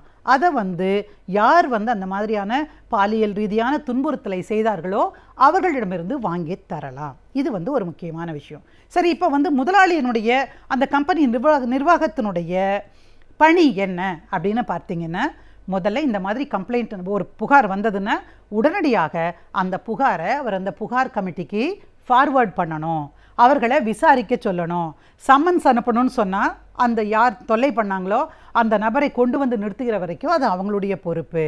ஒருவேளை புகார் கமிட்டி இது வந்து உண்மை இருக்கிறது, இந்த புகாரில் இவர் தப்பு செஞ்சிருக்கிறாரு, பாலியல் ரீதியாக அந்த பெண்ணை துன்புறுத்திருக்காரு அப்படின்னு முடிவு எடுத்தாங்கன்னா அதற்கு மேலே துறை ரீதியான நடவடிக்கை எடுக்க வேண்டும். அவர்களுக்கு வந்து அவங்களுடைய சட்டத்திலேயே 0 tolerance policy towards sexual harassment அப்படின்னு சொல்லுவாங்க. இங்கே பாலியல் வன்முறை என்பது பணியிடங்களிலே அனுமதிக்கப்படவில்லை, எனவே நீங்கள் ஒழுங்கு நடவடிக்கைக்கு ஆளாவீர்கள் அப்படின்னு சொல்லுவாங்க. அப்போ அந்த நடவடிக்கை எடுப்பதற்கு பரிந்துரை செஞ்சு அவரை சஸ்பெண்ட் பண்ணணுமோ, முறைப்படி சட்ட ரீதியாக என்ன செய்யணுமோ அந்த நடவடிக்கை எடுக்கணும். ஒருவேளை அந்த பொண்ணு சொல்கிறாங்க, இல்லை நான் போலீஸில் கம்ப்ளைண்ட் கொடுக்கணும் அப்படின்னு சொன்னால் அந்த பெண்ணுக்கு உரிமை இருக்கிறது. இங்கேயும் புகார் கமிட்டியிலையும் கொடுக்கலாம், போலீஸ்லேயும் புகார் கொடுக்கலாம். போலீஸில் புகார் கொடுக்கும்போது அந்த நிர்வாகம் அவளுக்கு வந்து அந்த புகார் கொடுப்பதற்கான உதவிகளை செய்ய வேண்டும் அப்படின்னு வந்து நம்முடைய சட்டம் சொல்லிடுது. சரி, அப்போது வந்து வேலை செய்கிறவங்க மட்டும்தானா அந்த கம்பெனியில் இருக்கும்போது பாலியல் வன்முறைக்கு வந்தா அப்படின்னு நீங்கள் கேட்டிங்கன்னா, இந்த மாதிரி செயல்னா அது மட்டும் கிடையாது. ஒரு கான்ட்ராக்ட் லேபராக இருக்கலாம், ஒரு ஒப்பந்த தொழிலாளியாக இருக்கலாம், அங்கே வந்து கொஞ்ச நாளைக்கு வேலை செய்கிறவங்களா இருக்காங்க, அல்லது வேறு இடத்திலிருந்து தொழில் நிமித்தமாக இங்கே வந்தால் ஒரு பெண்மணியாக இருக்கலாம், அல்லது நபர் அப்படி இருக்கலாம். எப்படி இருந்தாலும் அதை சுற்றி இருக்கக்கூடிய அந்த நிர்வாகத்திற்கு வந்து பணிபுரிகிற எந்த நிலையிலே இருந்தாலும் கூட அவர்களுக்கு பாதிப்பு ஏற்படுகிற பொழுது இந்த சட்டம் சொல்லுது, கட்டாயமாக நிர்வாகம் இதற்கான முடிவை எடுக்க வேண்டும். சரி மேடம், நீங்கள் இதெல்லாம் சொல்லிட்டீங்க, ஆனால் நிறைய பெண்கள் இந்த மாதிரி மிஸ்யூஸ் பண்ணுறாங்களே, அந்த ஆளை பழி வாங்கணும்னு நினச்சாங்கன்னு வச்சுக்கோங்க, உடனே போலியாக ஒரு புகாரை கொடுத்துட்றாங்களே அப்படிங்கிற ஒரு அடிப்படையான கேள்வியும் நிறைய பேர் கேட்குறாங்க. அப்படி எல்லாரும் செஞ்சிட மாட்டாங்க. ஏன்னா இந்த நாட்டை பொறுத்த வரைக்கும் பெண்கள் பாலியல் ரீதியான வன்முறைகளை பற்றி வெளியே பேசுவது என்பது மிக மிக குறைச்சல். அதுக்கு ஒரு காரணம் மற்றவங்கெல்லாம் கேலி பண்ணுவாங்க அப்படின்னு ஒன்று. ரெண்டாவது, இந்த விஷயம் வெளியே வந்துருச்சுன்னா வீட்டில் இருக்கிறவங்களே வேலைக்கு அனுப்ப மாட்டாங்க. நம்முடைய சமூக சூழல், நம்முடைய குடும்ப சூழல் வேலைக்கு போக வேண்டிய கட்டாயத்தில் இருக்கிறது, எனவே சொல்ல வேண்டாம் என்று விடுவார்கள். அதை தாண்டியும் ஒரு பெண் வந்து சொல்லுகிற பொழுது அது பொய் என்று நினைத்துவிட இயலாது. ஆனால் இப்படி சொல்லுகிற குற்றச்சாட்டிலும் இன்றைக்கும் வந்து 1% உண்மையாக இருக்கிறது. எனவே தான் இந்த சட்டம் சொல்லுது, அப்படி ஒரு குற்றச்சாட்டு போலியானதாக கொடுக்கப்பட்டது என்று தெரிந்தால் அல்லது அந்த புகாரிலே உண்மை இல்லை, வேண்டுமென்றே பழிவாங்க வேண்டும் என்கிற நோக்கத்தோடு இப்படிப்பட்ட புகாரை அந்த பெண்மணி கொடுத்திருக்கிறார் என்று தெரிந்தால் அந்த பெண்ணின் மீது தவறான புகார் கொடுத்ததற்காக நடவடிக்கை எடுக்க முடியும் என்று சொல்லுகிறது. அதில் ஒரு விஷயம் பார்த்துக்கோங்க, ஒரு புகார் கொடுத்து நிரூபிக்கப்பட முடியவில்லை என்பதற்காக அந்த பெண் மீது நடவடிக்கை எடுக்க முடியாது. ஆனால் அந்த குற்றச்சாட்டிலே மெலிஷியஸ் இன்டென்ட் என்று சொல்லப்படுகிற கெட்ட நோக்கம் இருந்தது என்று சொன்னால் மட்டுமே அந்த பெண் மீது நடவடிக்கையை எடுக்க முடியும். ஆக வேலைக்கு போகிற பெண்கள் இன்றைக்கி நீங்கள் பண்ண வேண்டியது என்ன? உங்கள் கம்பெனிக்கு போனீங்கன்னா புகார் கமிட்டி இருக்கா, யார் யார் மெம்பர், எப்படி புகார் கொடுப்பது, இதெல்லாம் இப்போ இந்த மாதிரி ஒரு மேடம் சொன்னாங்களே இதெல்லாம் உண்மையா அப்படின்னு தெரிஞ்சு வச்சுக்கோங்க. பாலியல் வன்முறை இல்லாத ஒரு ஆஃபீஸ் தான் வேணும், அலுவலகமும் புறச்சூழலும் வேண்டும்.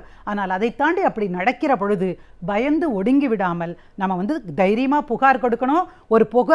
ஒரு பெண் வந்து ஒரு புகார் கொடுத்த உடனே ஆமாம் அவளை தெரியாதான்னு பேசுகிற ரொம்ப அற்பத்தனமான சிந்தனையை அவருடைய சக ஊழியர்கள்லாம் வந்து தவிர்த்து விட்டு ஒரு பாதிக்கப்பட்ட பெண்ணுக்கு சப்போர்ட்டாக இருந்து உதவி செய்யணும்னு நான் கேட்டுக்கிறேன். நம் மனம் சீராக இருந்தால்தான் நம்முடைய எண்ணமும் சிந்தனைகளும் சிறப்பாக அமையும்.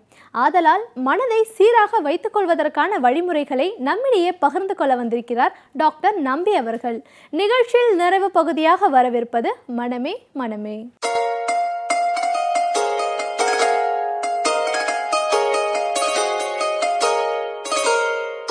விடியலே வா தொடரில் மனமே மனமே பகுதியில் இன்றைக்கு பெண்களுக்கு எதிரான ஏற்படுகிற சித்திரவதைகளும் வன்முறைகளும் பற்றி பார்க்கலாம்.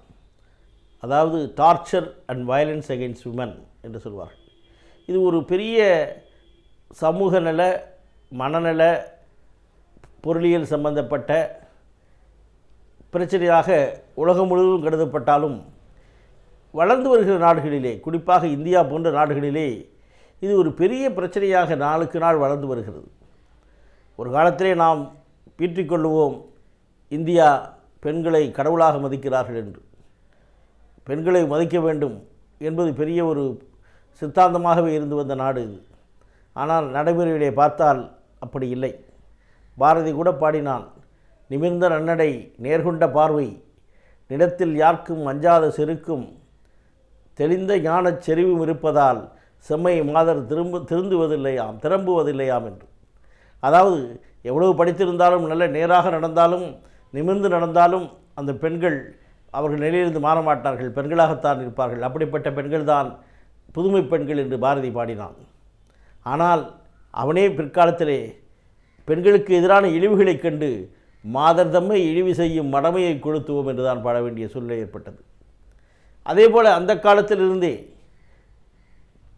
பகுத்தறிவு பெரியார், தந்தை பெரியார் அவர்கள் பெண்ணுக்கு எதிராக இழைக்கப்படுகிற கொடுமைகளுக்கு முதல் முறையிலே தமிழ்நாட்டிலே குரல் கொடுத்தவர் அவர்தான்.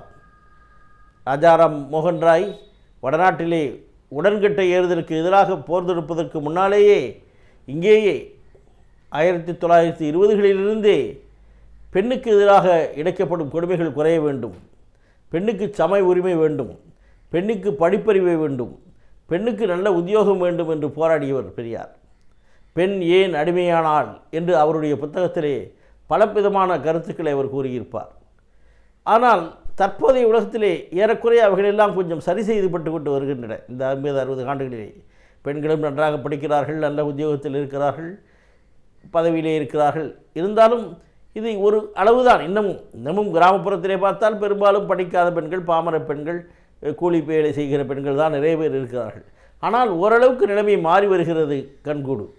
அப்படி இருந்தாலும் கூட, பெண்கள் படித்தாலும் கூட, நல்ல பதவியிலே இருந்தாலும் கூட, பணியில் செய்து வருமானம் ஈட்டினாலும் கூட, இந்த ஆண் ஆதிக்க சமுதாயம் பெண்களை பெண்களாகவே கருதுகிறார்கள்.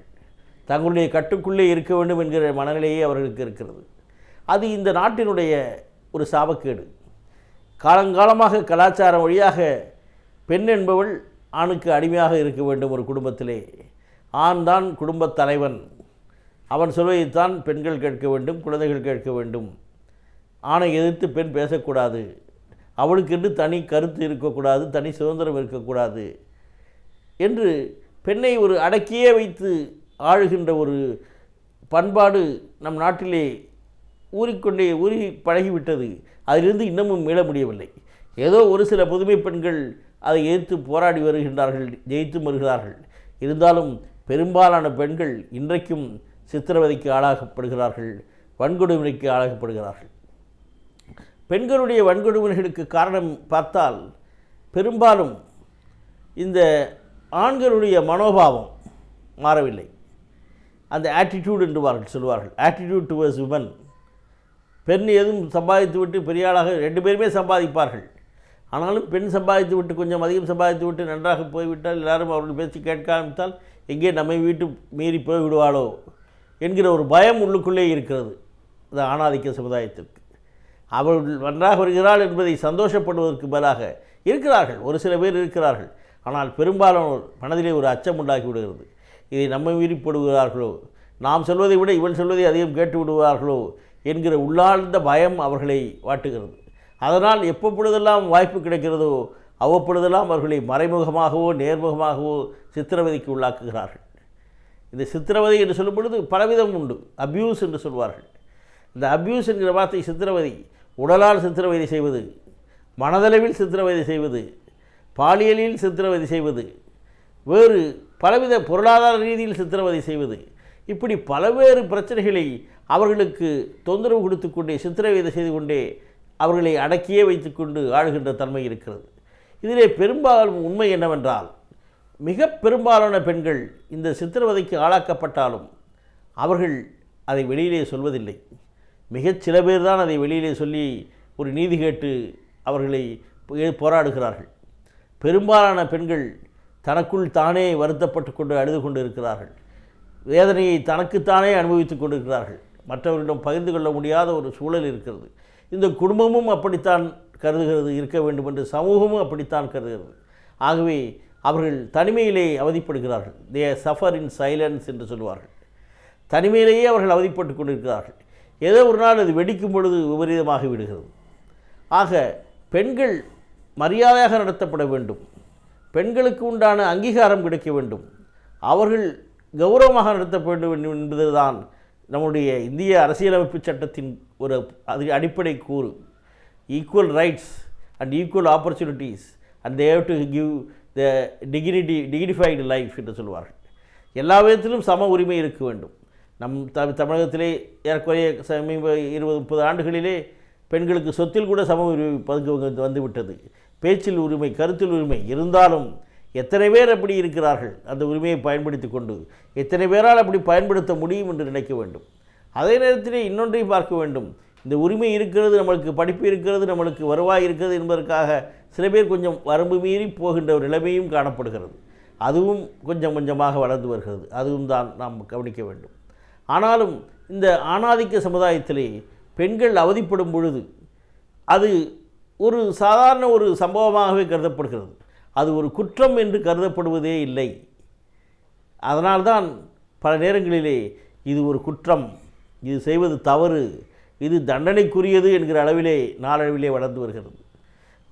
பெண்களுக்கு பெரும்பாலும் அவர்களுடைய உடற்கூற்றின் காரணமாக, அவர்களுக்கு தனிப்பட்ட ஹார்மோன்கள் காரணமாக, அவர்களுக்கென்று தனிப்பட்ட சில பிரச்சனைகள் காரணமாக அவர்களுக்கு மனச்சோர்வும் மனவேதனையும் மன அழுத்தமும் இயற்கையாகவே வருவதற்கு வாய்ப்பு இருக்கிறது. சிறு குழந்தையை பார்த்தால் ஒரு பெண் வயதுக்கு வந்தாலே பிரச்சனைகள் வருகிறது.